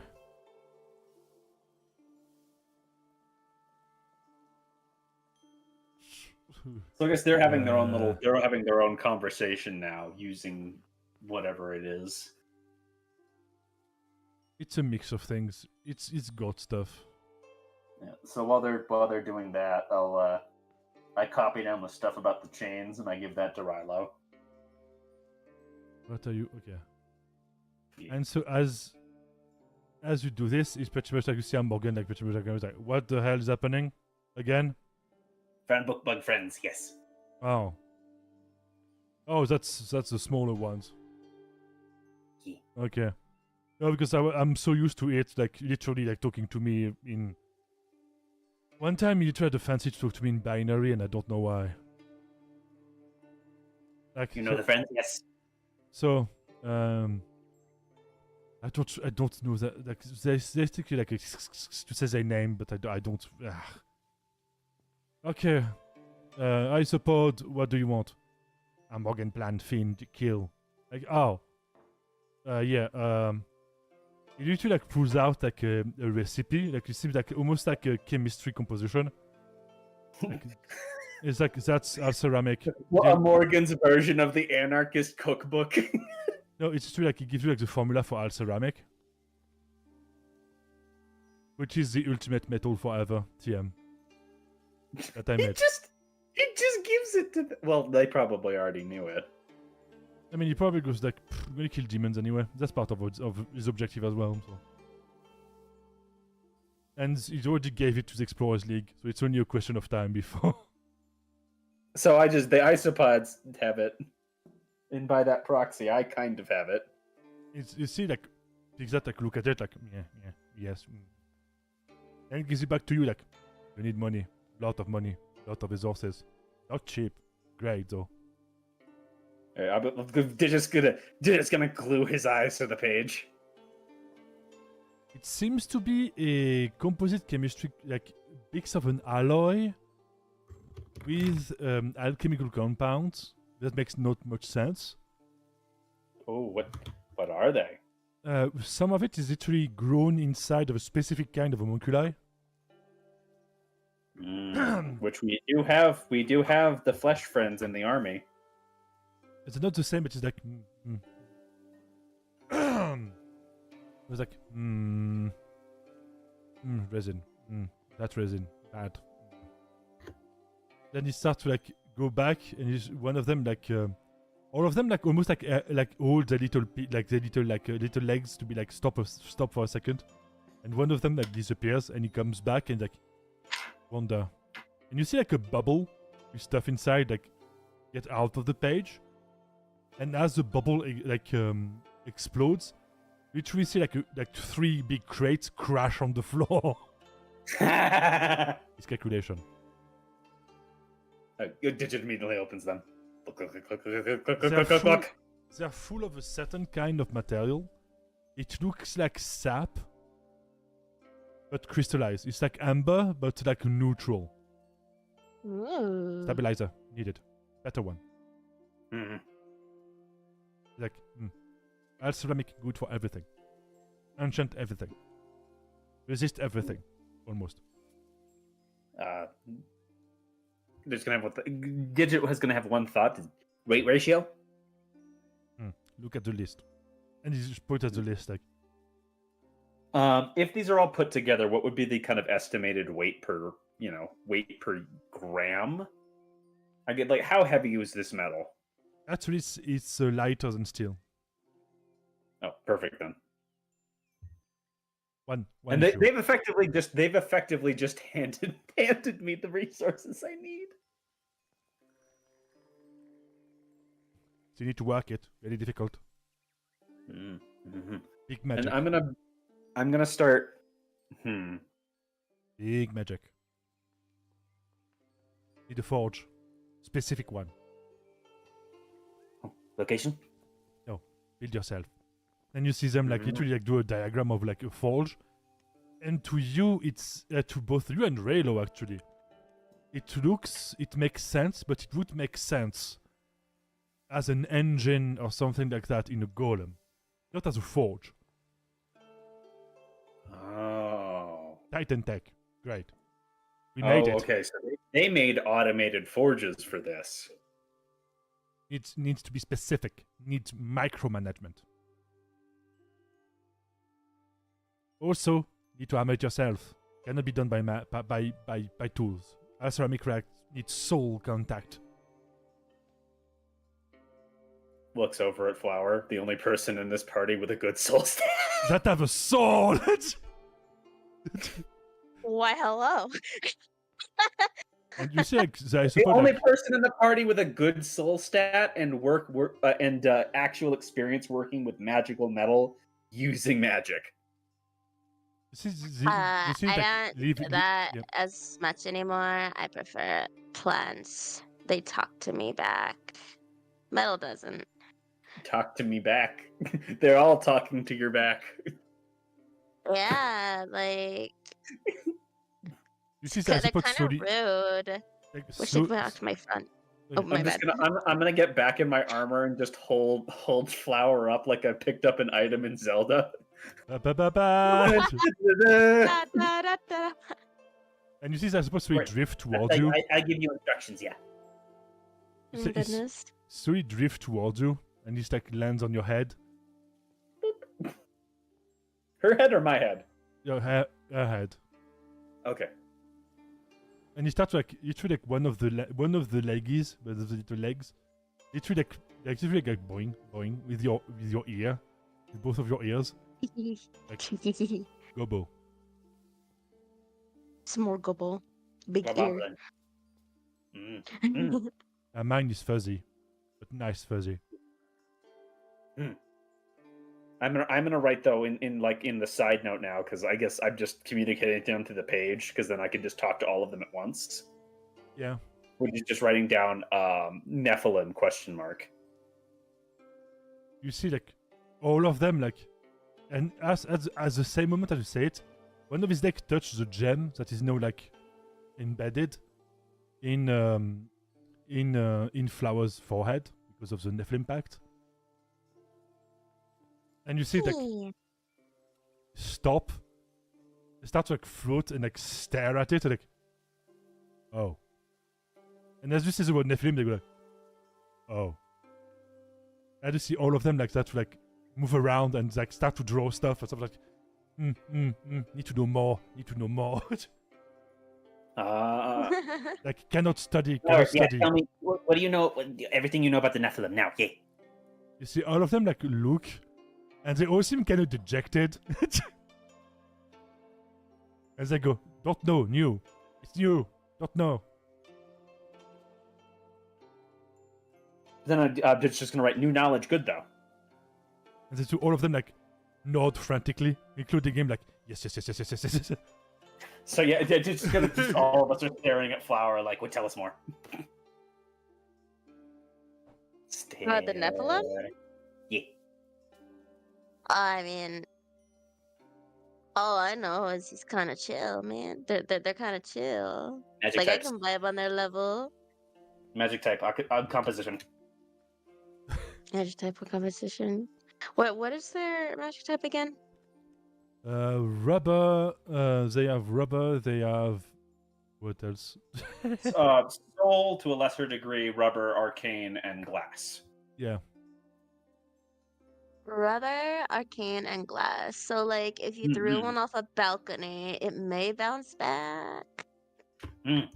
That's just very interesting, conflicting elements. Maybe, or float. It depends. Conflicting elements, possibly still stable. You see one of them like write the word gap ? And you see all of them like gap. Yep. It's like gap in the magic frame. Gap in reality. Almost mandate. Job working. Yes. Boss knows more, but boss doesn't want answer. Yeah. Not exarch, not demon. Good? ? Yes. Good. Yes. Stability returned. Harmony returned. Good. The equation gets full. Balance. Sense returns. Reality powerful. Yes. Stable. Stable. Flower. No focus. Good, but channel Nephilim through Flower. Focus. Yes. Like he points at the gem. Already done. Connection done. Like Tell me with your magical fluids, angel gods. Use Exarch to enhance focus, create stability in construction of forge. That's exact. Or it's Nephilim. Bleh. As soon as I said, just pretend I said Nephilim. Like, no. Forge exists before. Don't know the reaction. I've never tried. could mess up possibly the alloy. unstable influence from arcane, possibly unstable creation due to influence of arcane magic? Question mark. Yes. Ceramic was devised without arcane, without Exarch or Fiend. But neither Exarch or Fiend. No, ceramic is made by other. Hmm. It's more chemistry balanced with magic to create a better alloy. That I think between Rilo and I, we could probably actually do. And as you look at the point at the forge, he says that all of this is precise. Collaboration between Digit and Rilo, yes. And also, every single piece is meant. Zance, what race is Rilo? I don't think I've ever asked that. The crystal scale. Yeah, is a scale sworn, but outdated. Oh yeah, so yes, I'm definitely a dragon. Shh, don't question it. And you also are a scale sworn. Yes, but I'm the one that actually looks like a tiny dragon. Yeah, you're just a small one. Yeah, I'm just tiny. Actually, what abilities does Zance have? I don't remember. Zance, what's your magics and stuff? He's a mage scale. He's a mage scale now. Yes. So I have. He was transmogrified due to an accident into a horrifying human. I use the ultimate power of any creative these days, the retcon. So the kindred abilities, that what you want to know? No, just the magic types. Magic types. Magic. He has Artifice, Metal Flow, Engine, Chaos, Flow Time. Chaos Flow Time? I almost feel like he kind of more of a trueborn now. I mean, he is a lot of things. Yes, very confusing is one of them. You're an anomaly, man. You're unique, man, because we didn't update you properly. It's too late to change anything. We're just born weird, but good weird. Well, I guess at this point we'll just pretend that Ryla's a trueborn, because explaining how he's all human-y without scales as a it's easier to do that than to retcon. I said that a dragon, Swamp Sworn can have different traits, so he could have just a tail, or just like scale somewhere else. There's different degrees. Okay. It still works. Yes. So that's pretty much the entire thing. I guess I'm just gonna grab Rilo and just like, yes, we're gonna work on dimensions and calculation of measurement. Yes. Yeah. And as the how do I say this? When it looks at you specifically, like looks at the gem, is like, not possession, good. No intrusion, good. Oh, BRB, okay.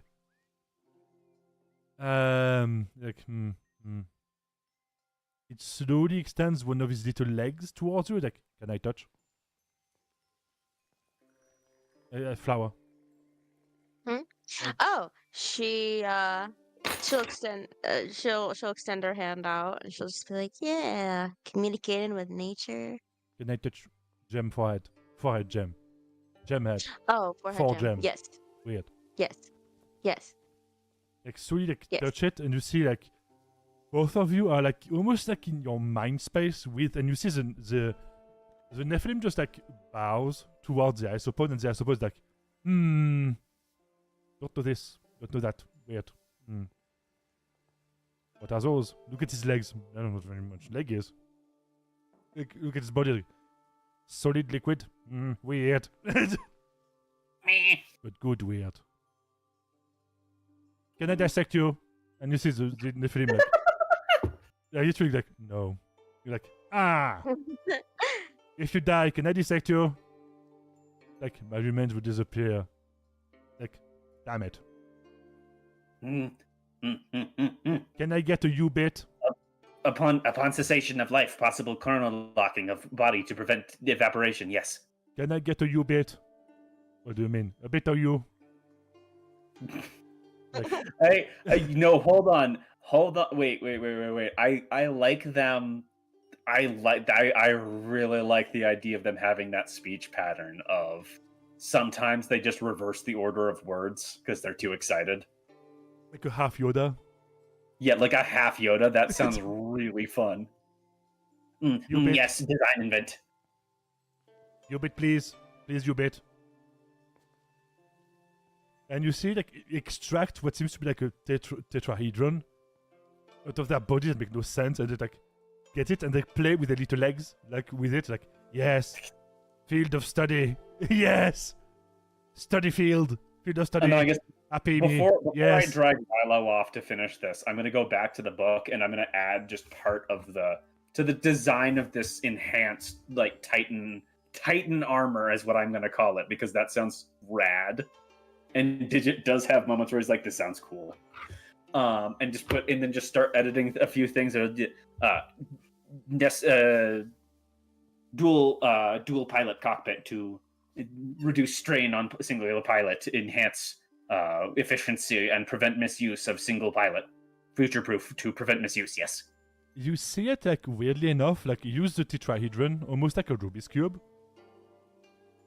And you say like, the more it seems to solve what it is, the smaller the Rubik's cube, like the tetrahedron becomes, until it almost becomes like almost like a gem.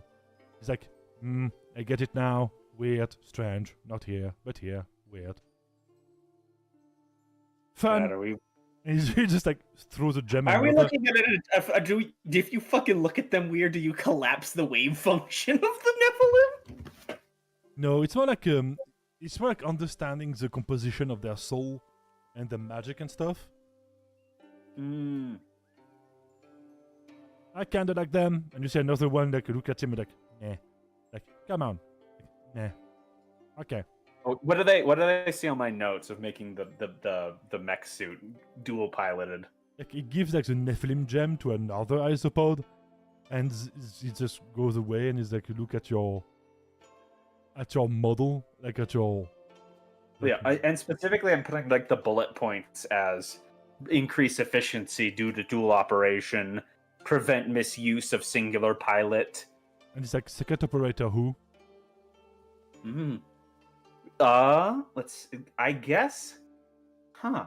And like, it would like the need it's smart. not big enough for anyone but Digit, any normal other size person for besides Digit to get in. It's like it needs smart. Need smart, need small. Prevent misuse and or misappropriation of mech for use in nefarious activity.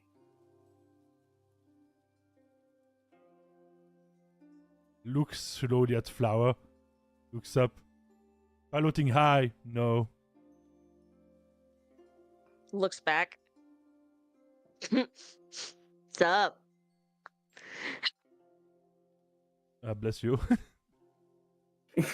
No, it's just... bless your. Just Biva suddenly turns into someone from the cell, looks at Flower. Bless your heart. It disappears behind the corner. Which, for anyone who does not know, that is not a term of endearment. No, it's not. No. What do you mean? Bless your heart's like, oh, aren't you cute? And stupid. Is that one of the Southern thing? Like Southern doublespeak? Some shit? Yes. Yeah. Yeah. That's more like just, you know what, if you're like, let's say you present like a really dumb idea and the proper response in some cases would be like, oh, bless your heart. We have that in France, but it's mostly about people. They would say, oh, ils sont gentils. Like, Which it's like they're good, but the term is like they're tolerable. Yeah, so the isopod just did the equivalent of that to Flower. No, I just said bless you because I thought you sneezed. Oh! No, it has nothing to do with that. You get the context completely wrong. no! Oh no! Oh, surprising! I need to buy batteries. Okay, welcome back. So they pretty much say that they said she's too high to pilot, and she doesn't seem to have like much technical skill. No, I'm gonna go back and reload. Necessary Nah. for one mortal pilot, one isopod pilot to prevent misuse for case of nefarious and or criminal activity. Future proof. She might have used to know how to do like mech stuff, but since she retired, she I don't know. I'm gonna be honest with you. I don't know Oh. how Flower would. She was a Cenobite. I don't think it's that mech stuff. Right. It's not. It's mostly like It was. brass plants. Yeah. Never mind. But then for that, so my pitch is basically to the mech always requires the approval of one isopod. Like an isopod has to also be in the other cockpit with you, so that people can't. Because from the vibe I'm getting, but that Digit is getting, is that the isopods are, because they asked him the question of why am I making this mech. And he's getting a general vibe of that they are not a Morgan, in that they actually care about using technology properly and not to be a douche. I heard that. I didn't say fuck you, a Morgan. I'm talking it out of character, so you can go right. I'm breaking the fourth wall to tell you fuck you. How about you invent a new way to fuck yourself?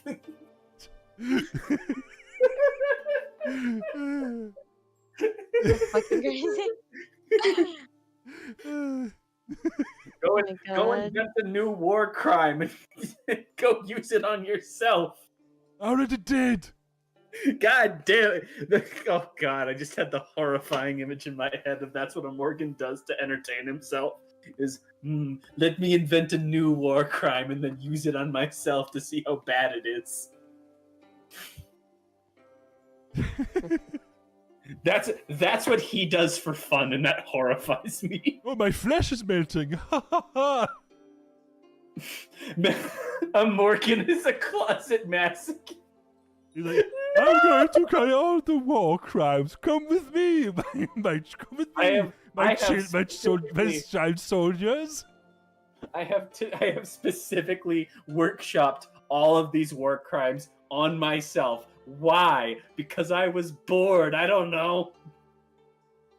I was bored. Like, what do you mean? You would rather have me use it testing on others? That's just bad. That's just bad quality assurance. I invented it, so I'm the best one to test it. So, this is horrible.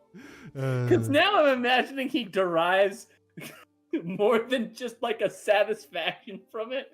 That's as far as I'm going with that thought, by the way. No, you're going too far. Anything else? You're going too far. So you're back. Yep. So come back. Yep. That's why I stopped. And as you said that you need an isopod copilot. Yes. They need to like look at each other, and you see like as you blink, the page is literally filled with isopods looking back at you. Yes. And you see all of them like merge. You see all of them like disappear within the page, and you see like a large face of an isopod taking the two pages, looking back at you like big. So now the isopod the size of the token has appeared. Yeah. But the entire exoskeleton is to be made out of amberglow. He seems to be like pulsating with runes. And he has pincers on top of the little legs. He has the little pincers so he can manipulate stuff. Yeah, and you realize that his body is biomechanical. Like he has literally like inserted different like technologies inside of his bodies. And he first like looks back at you. Blinks one eye, blinks the other eye. Digit does the same. He's like, we're both doing the frog blink at each other. Like, feel then. And you see one of the pincers extend in your direction. I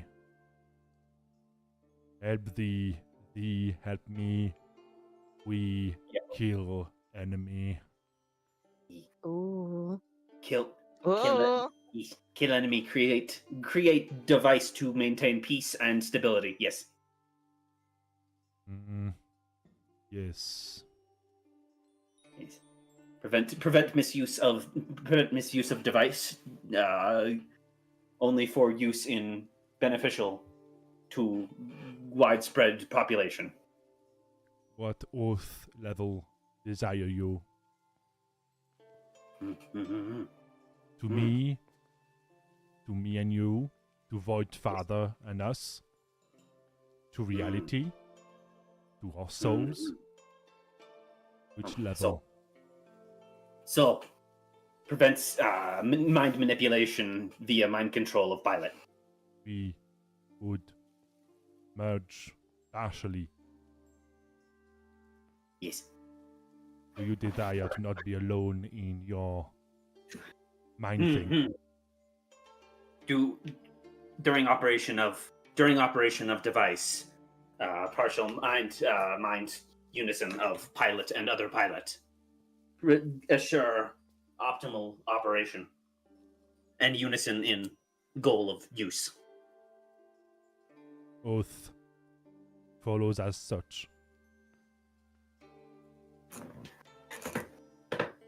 By our souls, by our reality, by these realms of souls that be, you and I, upon the Void Father's eyes, become brothers in war and peace.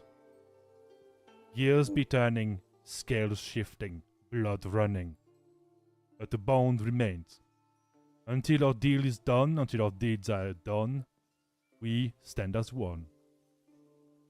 And they're just gonna grab his little hand pincer.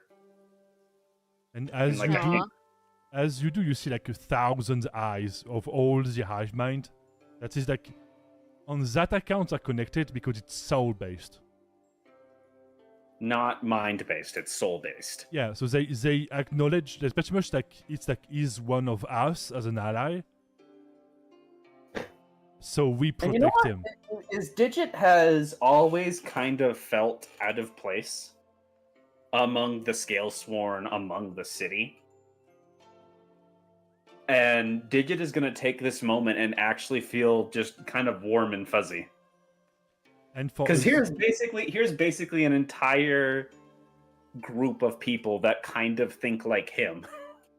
And it goes like, boss, agree. And you see a large figure with 3 eyes looking back at you. And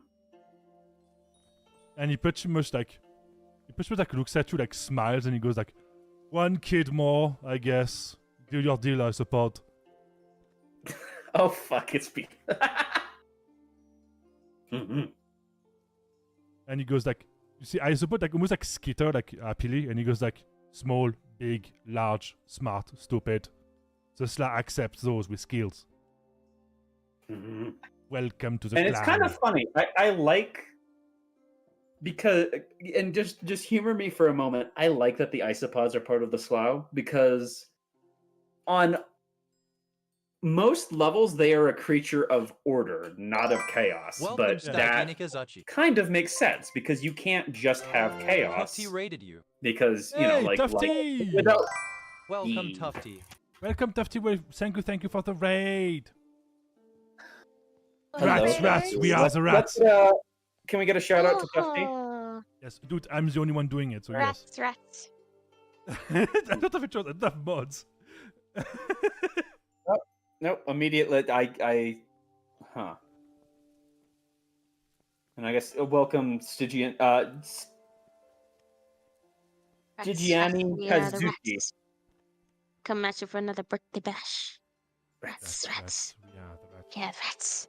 I can't at either of them, sadly. Because you're not a mod, I need to do it. I think that one would work. Welcome, Bivaidonas. Yeah, welcome to my stream. That's a Viva stream. Yeah, so I was right with the link. Go to Tufty. Tufty is cool. You know it. You're raiders. From his stream. So thank you very much for coming, fellow tabletop RPG enjoyers. Because Tufty also does. Because Tufty also does tabletop RPG stuff.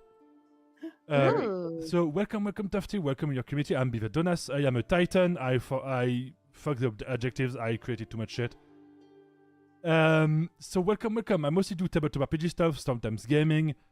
And yeah, that's pretty much it. So today we have 3 players, which is Zans, who also streams. Skittles, who also streams. And Daka, who is, very importantly, my co-game designer. We are talking about making weird-ass planets, like, just before the stream. Because yes, we create more stuff because we love problems. So yeah. And then, if I can, so what were they streaming? Oh yeah. What was Tufty streaming? What were you streaming before? What was the stream? I hope you had a good time. And again, as per usual, if you're like tired after the stream or if you need to leave, that's not a problem. I thank you very much for sharing your community with me. And if you need to rest, go rest, King, Rat King, and yeah. Again, thank you for the raid. Deeply appreciate it. So before I lose that thought, I like that the isopods are part of the Slaug because they are effectively just they illustrate that, you know, because as you cannot have light without a shadow, you cannot have chaos without order, to contrast it. The thing is that Beef is interesting because it's like chaos to restore order in a way. Yeah, and they're kind of I almost feel like the isopods are also a little bit of the cleanup crew for when that chaos maybe doesn't, becomes a little bit counterproductive. He's one of the voices of reason. Yes. With his wife, because also his wife is also Harmony. Yep. And one of his kids, which also like clap a leg. Kyohan is also like based on order. But yeah, the idea of the Sla is that the Sla has Aids, the Sla has like elves, the Sla has dwarves. The Sla has everything because Biv is in constant war. So he's not like... So he does not really give a shit. Like, the beginning of the Sla lore-wise is that survivors from planets who got invaded by other realities started to follow him. Ah. And so he did not choose to have his faction. They chose for him. And I guess, okay. I guess I'm part of the Sla now. Okay. Yeah, you are. Welcome to being adopted. Hooray! I almost... Do I have an instinctual need then to just create tiny chaos pranks to play on Ramirez? No, it does not. Is that just an instinctual need I've just made? No, it does not affect... Like, some people, some of the gods like to affect the morals or even the form of their followers. But Beef don't.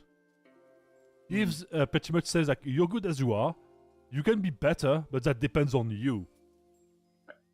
So I guess to that end, I'm gonna grab my 2 companions and the book with all the isopods in it, and I'm gonna scurry off to the forge. Oh, as soon as you do that, like an isopod, it like jumps, like slowly, like drifts out and like sits with this little bubble chair on your shoulder. Yay!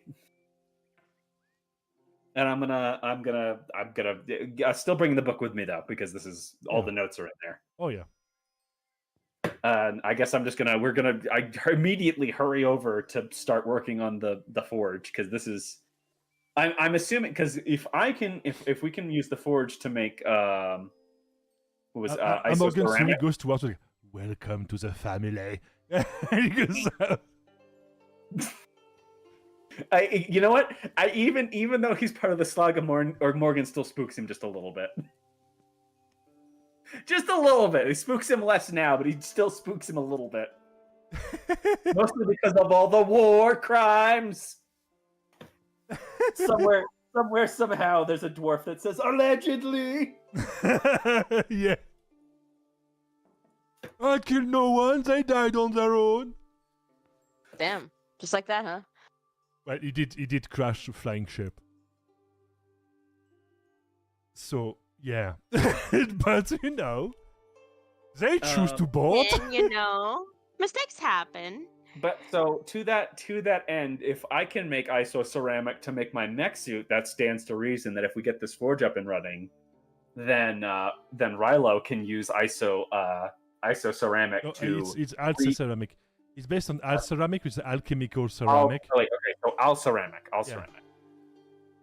That Rilo can use alceramic to reconstruct the outer armor of Mono. The what? So this is mutually beneficial. The armor of who? Mono, the outer armor of Mono, the golem. Oh, mana. Mana, yes. Mana. So we can build mana. We can rebuild mana better. By the way, Flower, can you roll me a D100? The $1 million golem. Oh, you're gonna be $1 million of a lot of stuff. Yeah, no, this is a reference to an old American TV show, The $1 Million Man.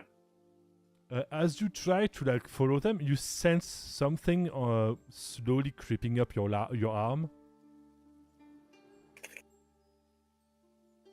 Oh.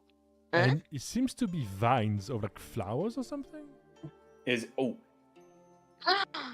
it from the book? Yep. To look down, like, hey, little guys, what's up?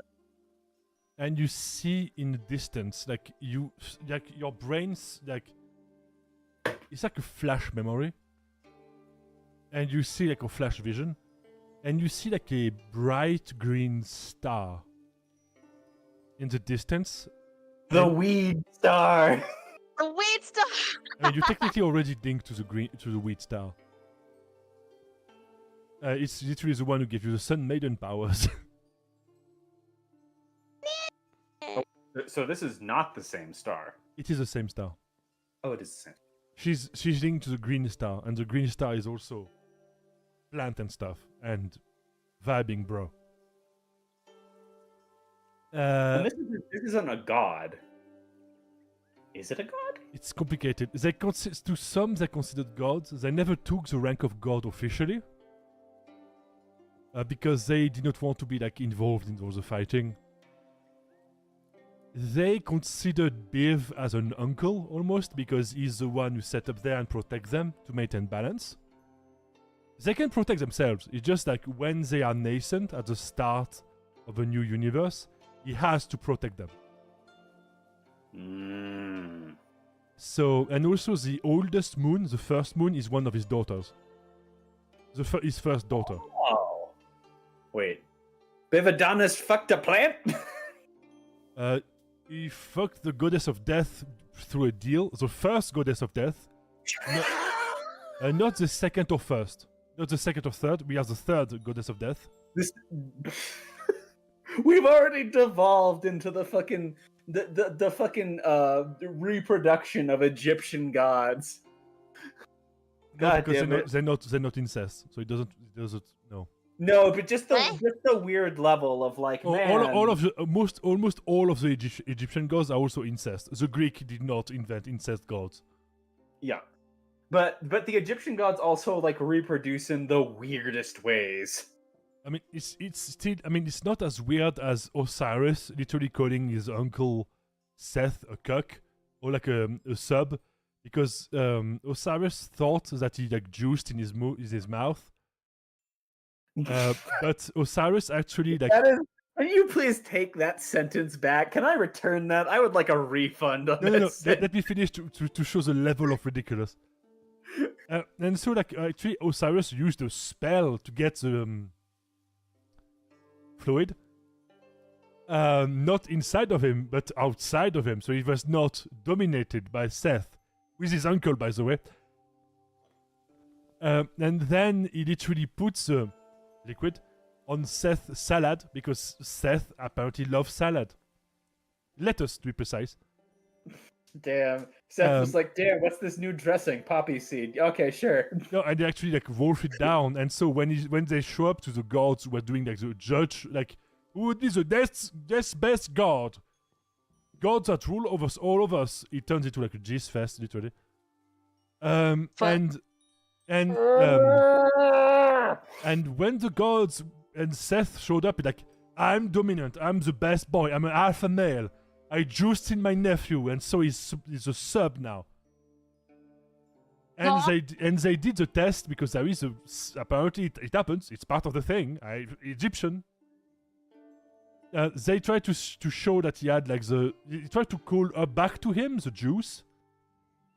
But his own juice but the problem is that his own juice showed that out of him. So and then everyone's like, how the fuck did that happen? So he was a juice eater all along. So he's a sub, not very gay, not very like pretty homophobic actually. And he pretty much was like, hey, he got the juice saying, I'm Osiris, I'm the best god. My uncle is a fucking sub and a cuck. Vote for me. And they did. Jesus Christ. And they did. He became the king of the gods. And you thought Greek mythology was weird, eh? Yeah, no, this is a lot weirder. I forgot about. I don't know if I ever heard about this part.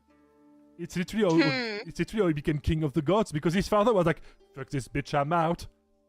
Yeah, no, I'm literally not dealing with this. He literally like retired. I think that his dad was like, "I'm done with this shit."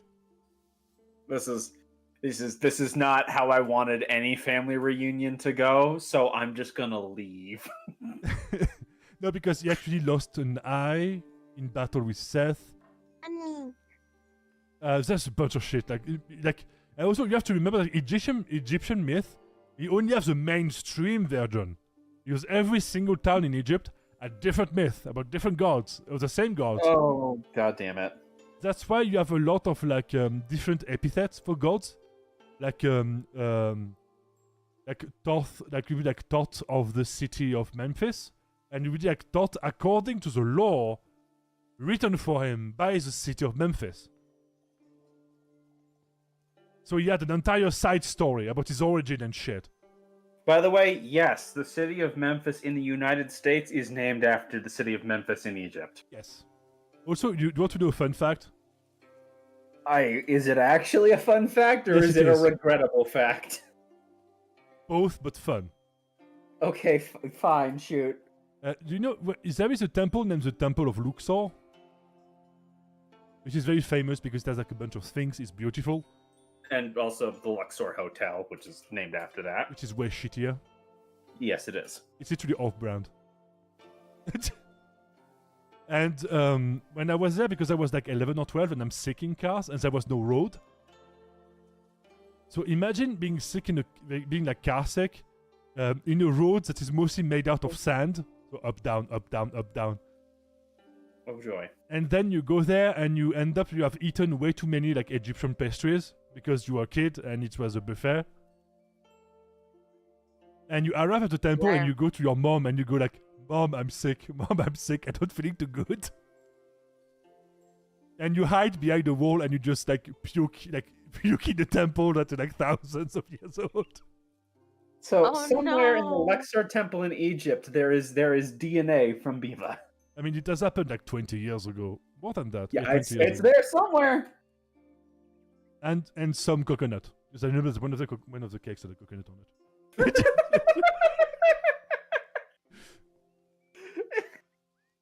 And it's also when I taught an Egyptian soldier with a gun above my head because he was like looking at what I was doing because we were bored.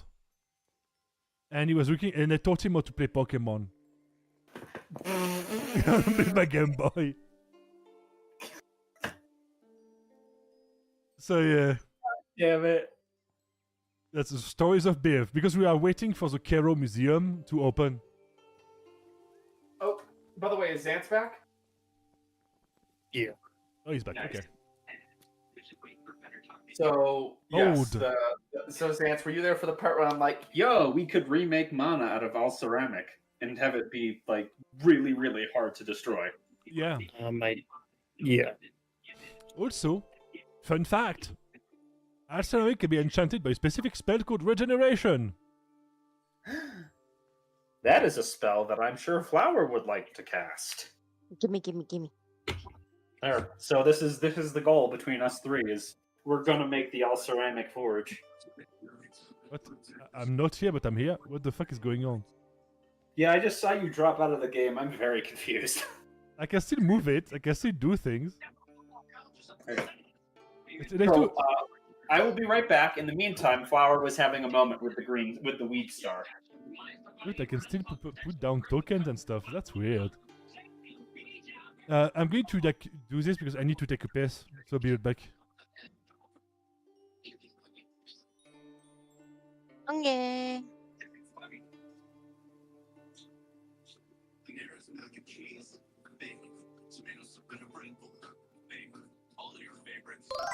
Welcome to Risten for NFDACA. Oh, your radio.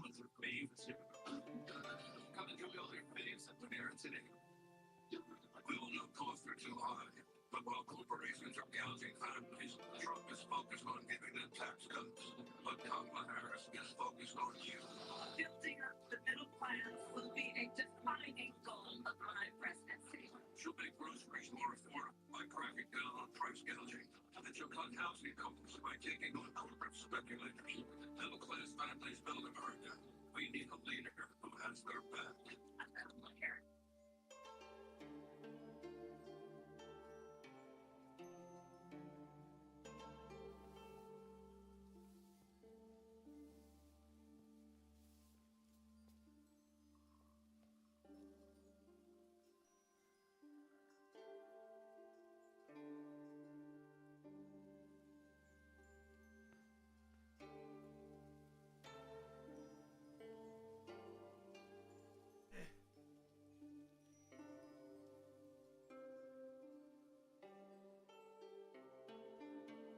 Okay.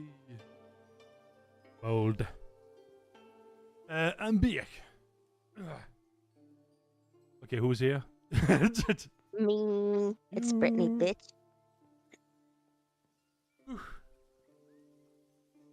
By the way, how are you doing? I mean, have you streamed again? No, not yet. Me? Yeah, you.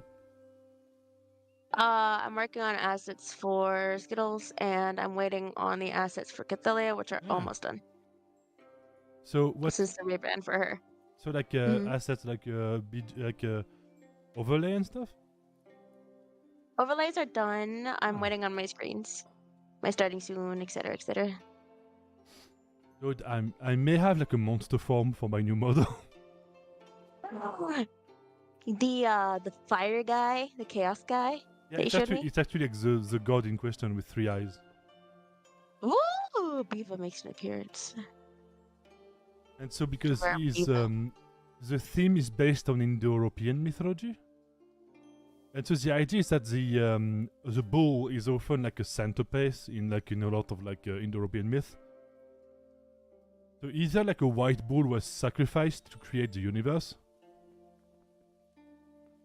And also like in Sumerian myth, the beast of judgment sent to punish Gilgamesh is also a cosmic bull. Sumerian's old. Sumerian is literally one of the oldest language. I think it's the oldest language we found. Yeah. It's kind of the oldest funny. religion. Yeah. The Sumerian are like used to make like it was like they had like a beer festival for like the goddess of fertility. Not fertility. It was the goddess of beer, I believe, joy and peace or something. I don't remember her name. Sorry. I'm a bit rusty on my Sumerian gods. But I know that they made a beer, but instead of using like oats and stuff, they used bread.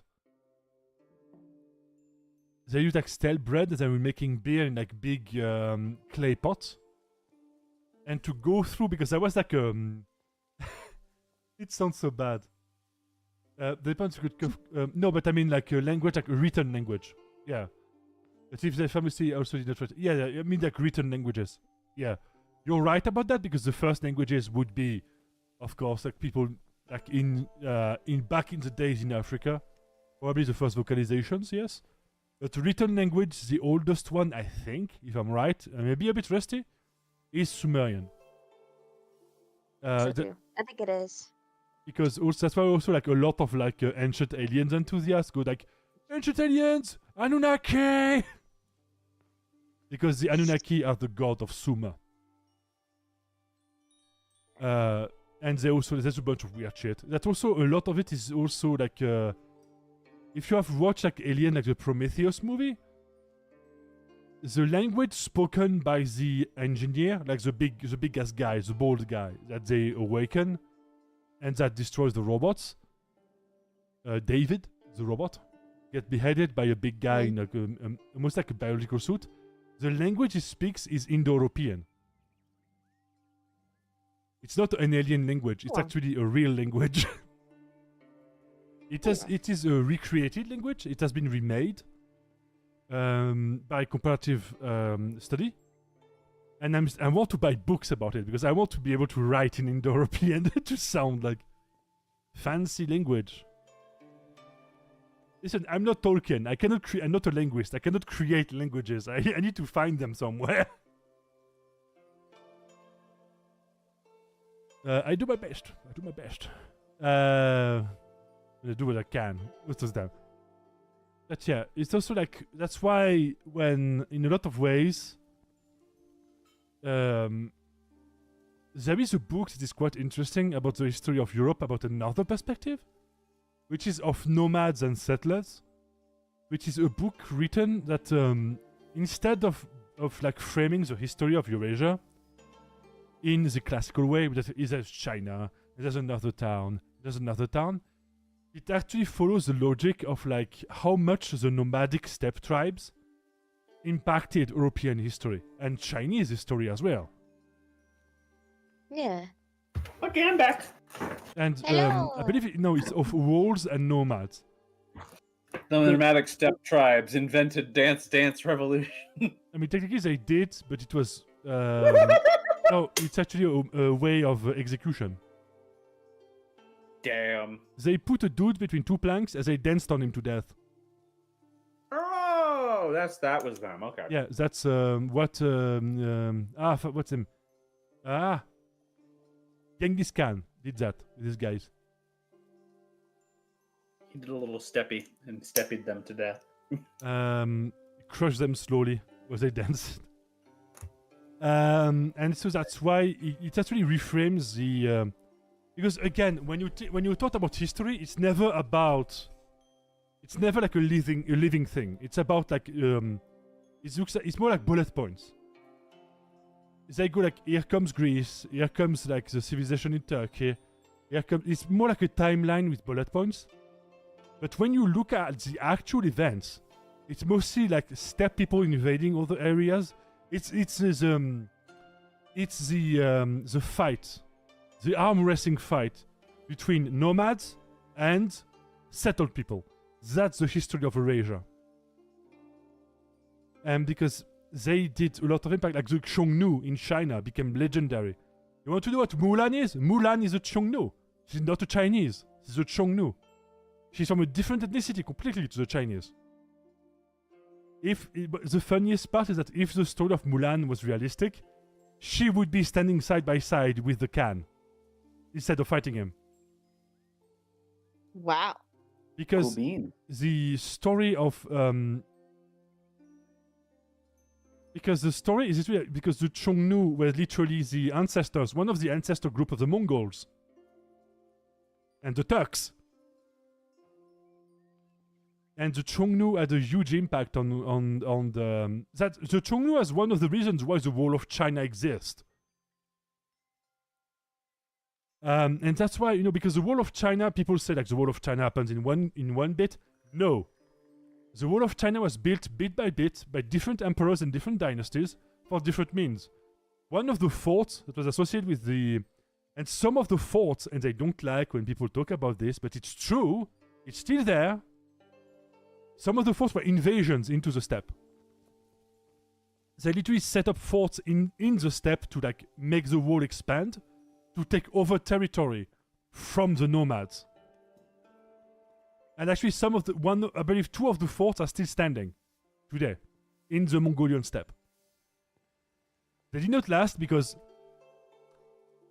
the problem is when you have a fort that is isolated from the rest and they have horses, they can surround that fort and force you to starve to death. And that's what happened. So, yeah, they could not maintain them. But they tried. They tried. And as far as I'm concerned, I'm just going to say it. The Mongols conquered China. The Chinese didn't. Maybe they would have conquered China if they had tiny isopods. No, the Mongol did conquer China. No, I'm talking about the Chinese. Oh, the Chinese, technically, recently in modern history, conquered the eastern part of China, but the western part is still in Russia. Yep. Because Mongolia is fucking big. They would have done it. Maybe they could have mechanical horses that can like fart fire. And all sing together. Look at my horse. My horse is amazing. Oh, so Flower, what happened with the green star? As you. Okay. Depends. Do you wish to connect to it, or do you want it? Let's just let it do its things. She'll try to connect it. She likes harmony like that. So roll me 1d100. Yay! Teehee teehee.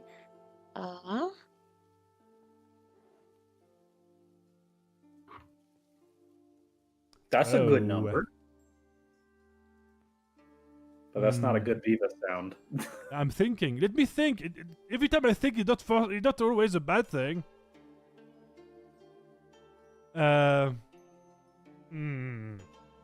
When you think about you look at it, and it's almost like it looks back at you, and you feel a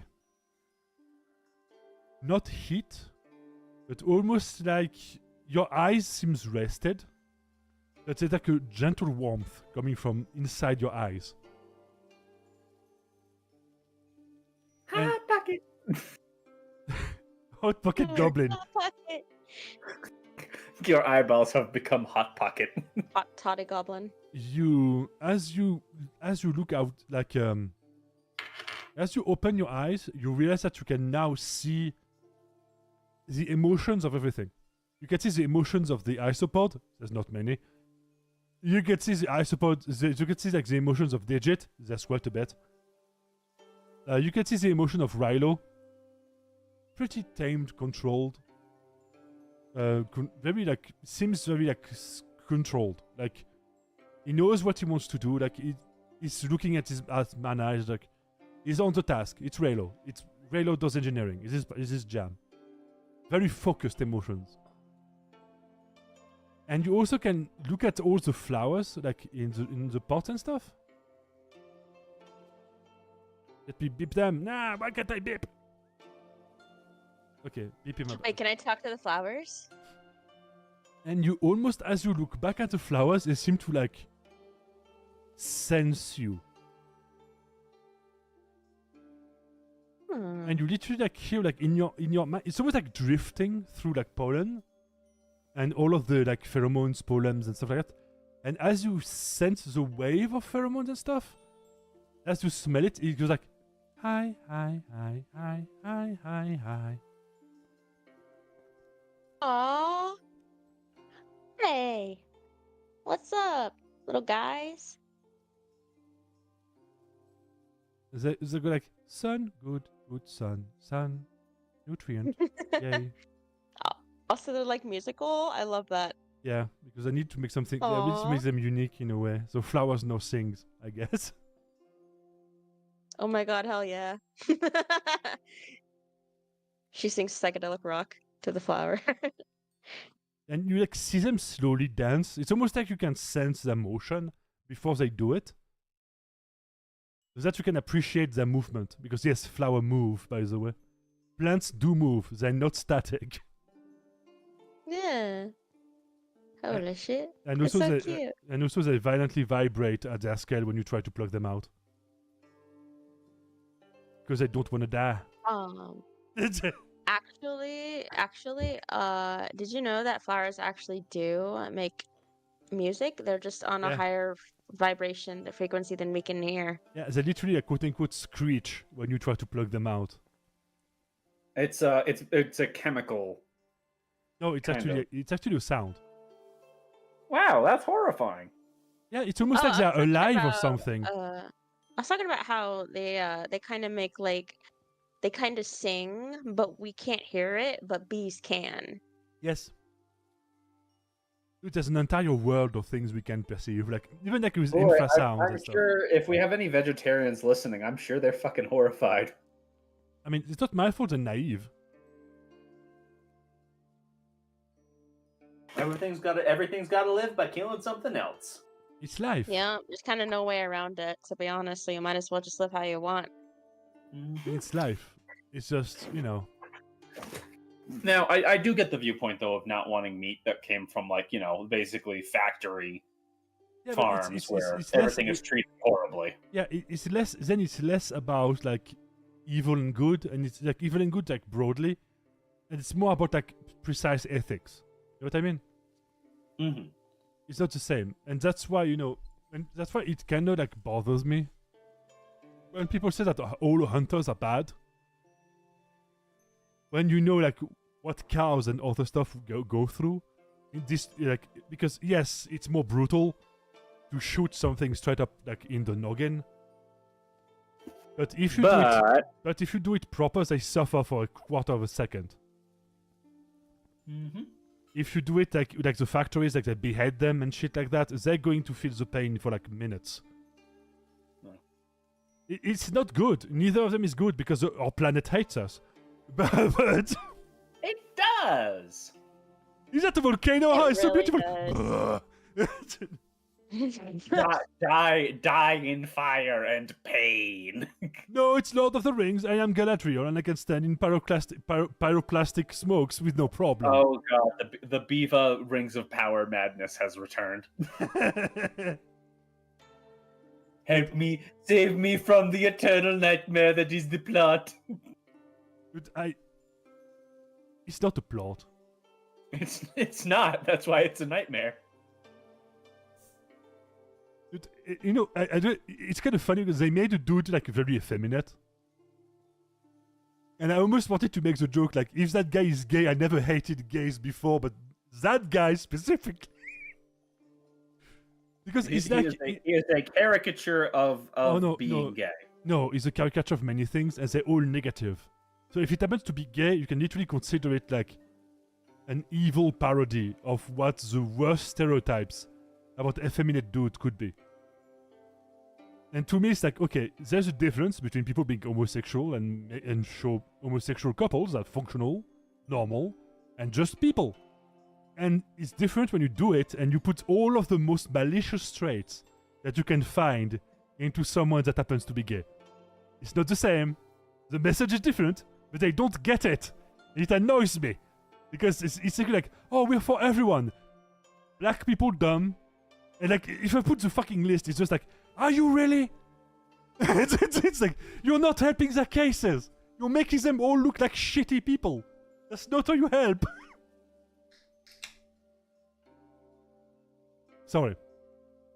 I lost $25 because of this show. Not me. I'm innocent. I did nothing. The show made me lose money. Okay, I'm going to stop. The silence is getting too heavy. I'm going to stop, okay. What was I... Yep. You're good. I'm just checking stuff. Also, at the same time. Wow. Also, I made the mistake of rewatching the Lord of the Rings, and now I'm even more sad. Because it's good. Okay. It's okay. So, yeah. So now you can, you pretty much get the sense, emotion, and sense, and like talk to plant, pretty much. Yay! Right. What do the plants say? Please stop eating us. No, the plants say eat meat instead. Oh god, yeah, no. The plants are horrible. They want to be eaten, like put me in your mouth. Chew slowly to make the pain last longer. They're into it. It's a fetish. It's fine. It's like all of the emotional abuse relationship. Like, it's fine. They want it to be. They want it to be abused. One of them says chew harder, daddy, and then just somebody cast fire on it immediately. Don't use the word daddy again. Yeah. Sometimes, you know, when someone says like daddy, and I'm like, ugh. tangible, physical cringe. No, if it's funny, it's funny. If it's like creepy, it's creepy. You know what I mean? Mm-hmm. It's about the tone. If you do it like serious, like I'm saying, there's a weird ass plant out there that needs to be burned. Like every single instance needs to be burned with fire. I swear it was a geranium. It's always a geranium. Why specifically the geranium? Because it's the only thing I can remember. It can be a tulip. Tulip have to be dramatic. Oh, true. Geranium is just like purple and sad. I guess before we kind of go wherever else in the session we're gonna go, I kind of want to do a bit of setting up the forge so we don't, we have an immediate go. You thought the session would end soon? What do you mean? Just checking.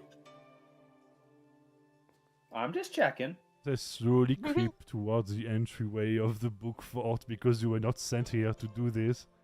But they cannot really say no because you're technically their bosses. Sir? Sirs and madams? Yes. We have been tasked with translating some of the maps. And we found some interesting places. If you would be interested in, doing what you're supposed to do, but whatever floats your boat, I don't want to be fired. Please, come and talk to us. Yes.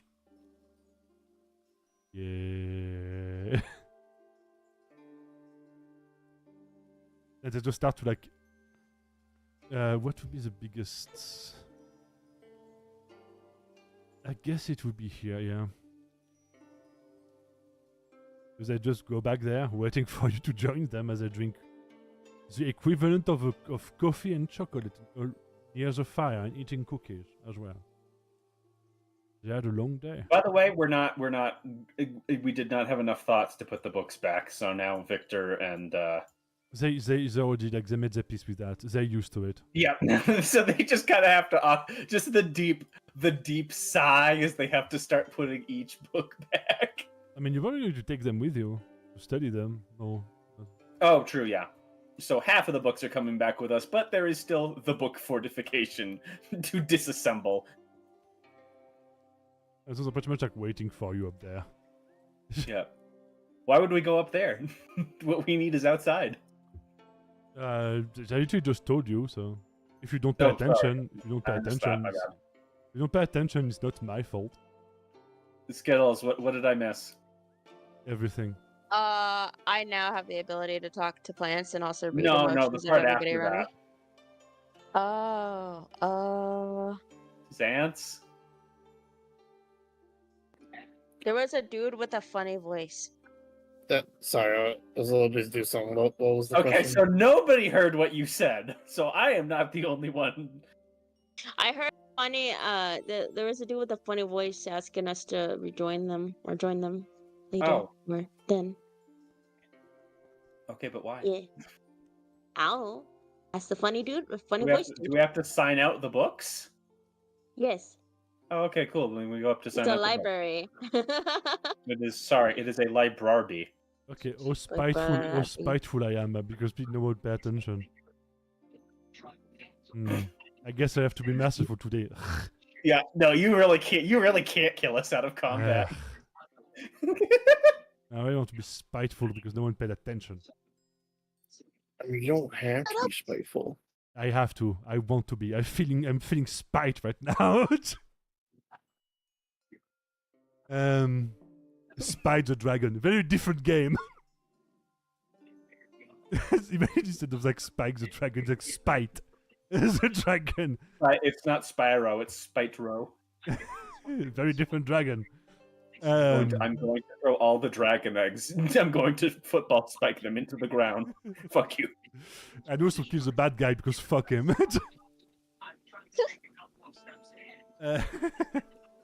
So, what he told you is pretty much that you were there to get more directions and locations to do more missions and get more shit. We do need more money. That may or may not allow you to get more artifacts and resources and also magics and also allies and also other things to better defeat the demons, and also to get more cash money, and also to gain more technology, and also to get more on everything. And also to get more maidens, so we don't be maidenless. And you could also get more maidens, but you have to ask the parents first. Absolutely maidenless behavior. Because if you show up and just steal the daughter of someone, they're gonna be like, wait, what the fuck, man? No, no. We're taking you with us. Can I leave? No. Am I being kidnapped? No. That means I can leave, right? Mr. The officer, a weed goblin came to our house and stole our daughter. The weed goblin just had so much riz for some reason. The weed goblin just rizzed up my daughter and left. It's called drugs. Didn't even do anything. She just told her she was hot. And then my daughter was like, yo, that's a hot goblin. And then she just left. But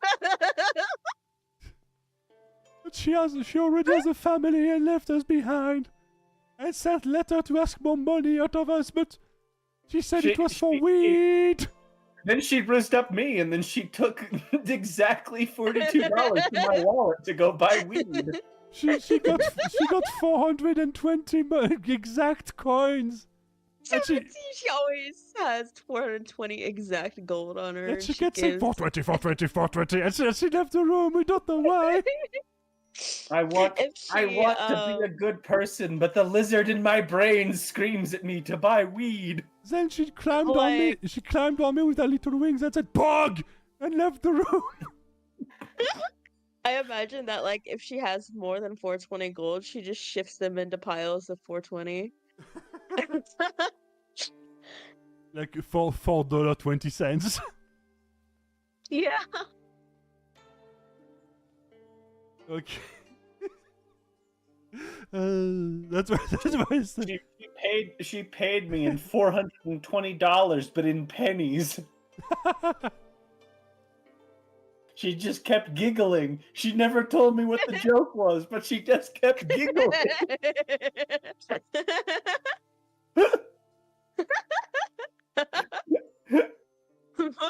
She stole my petunia. But she was good though. She killed the geraniums, the filthy geraniums.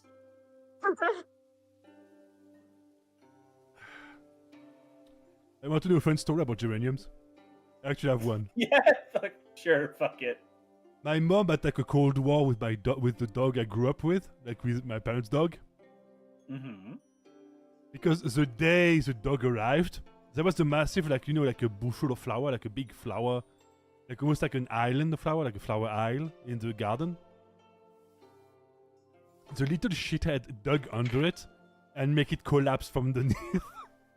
No. Because it was a West Island Terrier, so that's what they do. So there was like a wall of like wire frame to like separate the back of the garden from the rest, so that my mom can actually plant flowers without the dog like destroying them out of, like, I guess instinct or because he found it funny. And the shithead managed to like find a way to piss on the flower to make them die. Because he was pissed off because he could not piss in the corner because there was a wall and he was a male dog, like unmuted. So he was like, territory inaccessible. I need to find a way to fly piss there. Territory must be marked. I mean, he used to try to fight with pit bulls and shit. He was a weird-ass dog. How do you say that? Like the thing you used to like the pot you used to like put water on flowers, like irrigation. How do you say that in English? I don't remember. Irrigation. No, like the specific item, like the pot with like almost like the shower, like the shower head at the end. To like spray water on like flowers. Like a specific gardening tool. I don't fucking remember. I'm going to Google it and translate it. Because that's funny and fucking weird. En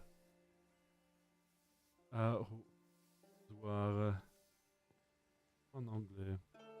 Watering can. Okay, it was way. I made it way more complicated in my brain. they had to keep the nozzle, like the shower head, at the end of the watering can, because if they don't, the dog I grew up with would shove his pee into it.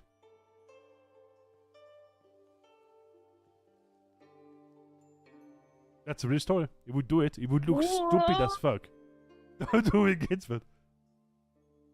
And I guess why? Because there was like a female Westie on the other, as the neighbor had, and he was pretty much like blue-balled most of his life. Yeah. I was like, and one time I just said to my parents, you should have let him like fuck the dog once. Just to like, because he was literally blue-balled all of his life. I was like, no wonder he was aggressive. She was there, out of reach. For like 10 years.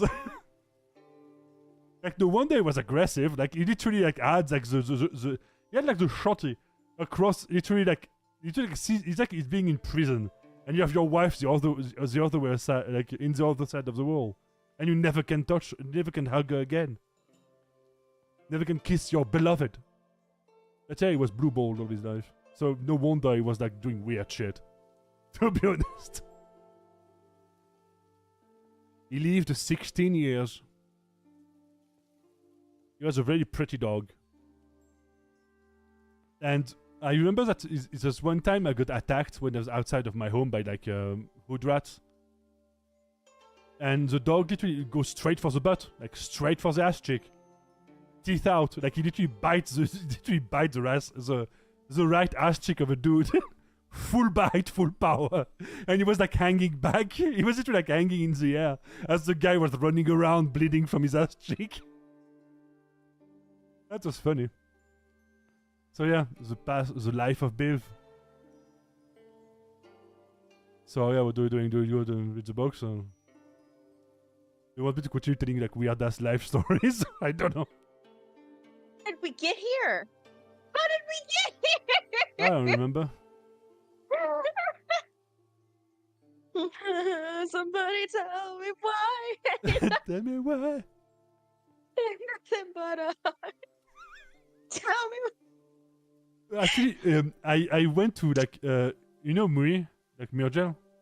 Yeah. I went to a chat and I literally said, "Tell me why," and all of the chat was only that she was like screaming on the other side. Like, Biv, why? And I'm like, tell me why. Suffer. That's just funny. I'm very proud of that. She was literally like her return to streaming. And it just said, tell me why. Nobody can escape Gremlin Biv. So, yeah, so do you go join them? Do you want to hear your options?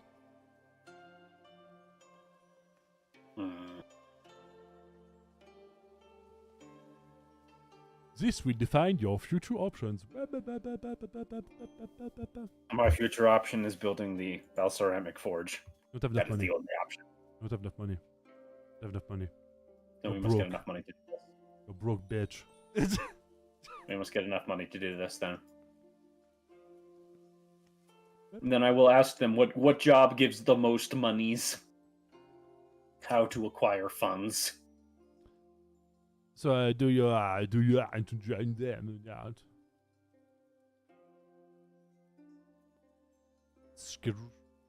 I'm on the table now. Yes.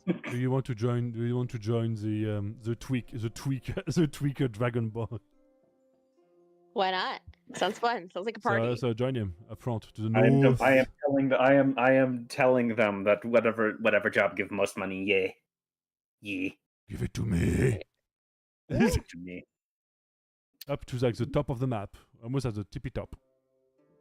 Digit just gets down on all fours. He starts doing this. Wait a minute, that's thing. France. He started doing the get sticked bug thing. The Axolotl is doing it with him. That's literally a weird fucked up France and a weird fucked up Spain. There's no England. Yes. Why is Digit on the table? Because I feel the need to be on the table. So, fair enough. No more questions asked. We have a few options. One of them is an elf like island that appeared. It seemed to be How do I say it? Pretty fucked up. We sent scouts. Not scouts, scouts. To investigate, and they said they were like plant biomechanical people, and that they were not very. I quote. Look at the paper. Zooms in. Nice. Yep. I finished quote. And we also have an island made out of goop. We try to call it a goop land, but the captain tells us to fuck off. Yeah, we can decide about that. Seems to be made out of weird ass liquid, man. We don't know if it's like an island made out of one elemental or if it's just like something else. We also have a what seems to be a crystallized city. It's entirely made out of amber glow. It's weird as fuck. We never seen it before. It's highly magical and unstable. And it seems to be abandoned. Or at least that no one living is there. Weird, man. Then we have... look at the paper. Something that seems rather normal. Just seems to be another floating island. It's pretty big. We don't know what's on it. We tried to send people to it, but they did not come back. So there probably is something, but we don't know.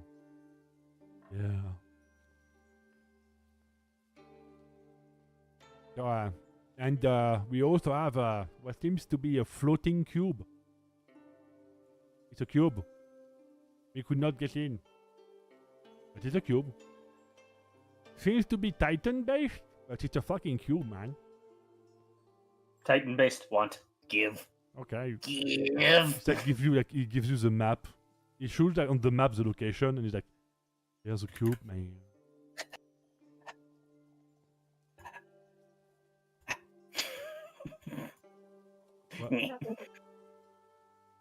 It needs more cardio, man.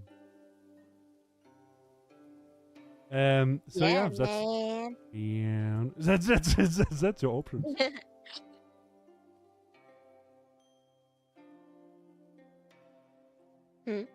And I guess technically he already chose because he ran away with the map. Yeah. So going to the cube.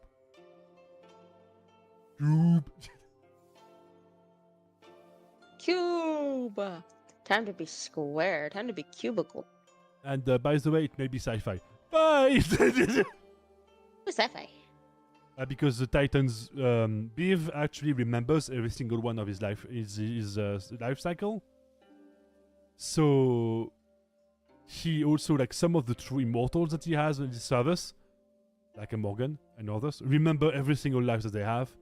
So they're literally like, oh, I know how to make that. Yay. So yeah, it's pretty much like being timeless in a way. So I guess next time in the Boundless Skies, there's gonna be a fucking cube. A fucking cube. You don't know what you're fighting because I've not decided yet. Well, that should be fun and not at all concerning. Because I'm fighting myself to not make it too sci-fi. Why not? It's fun. Let's go to space. Because if I make them have sci-fi guns, you still need to be able to win somewhat. I guess you're going to fucking raid someone. Solution. We also acquire guns.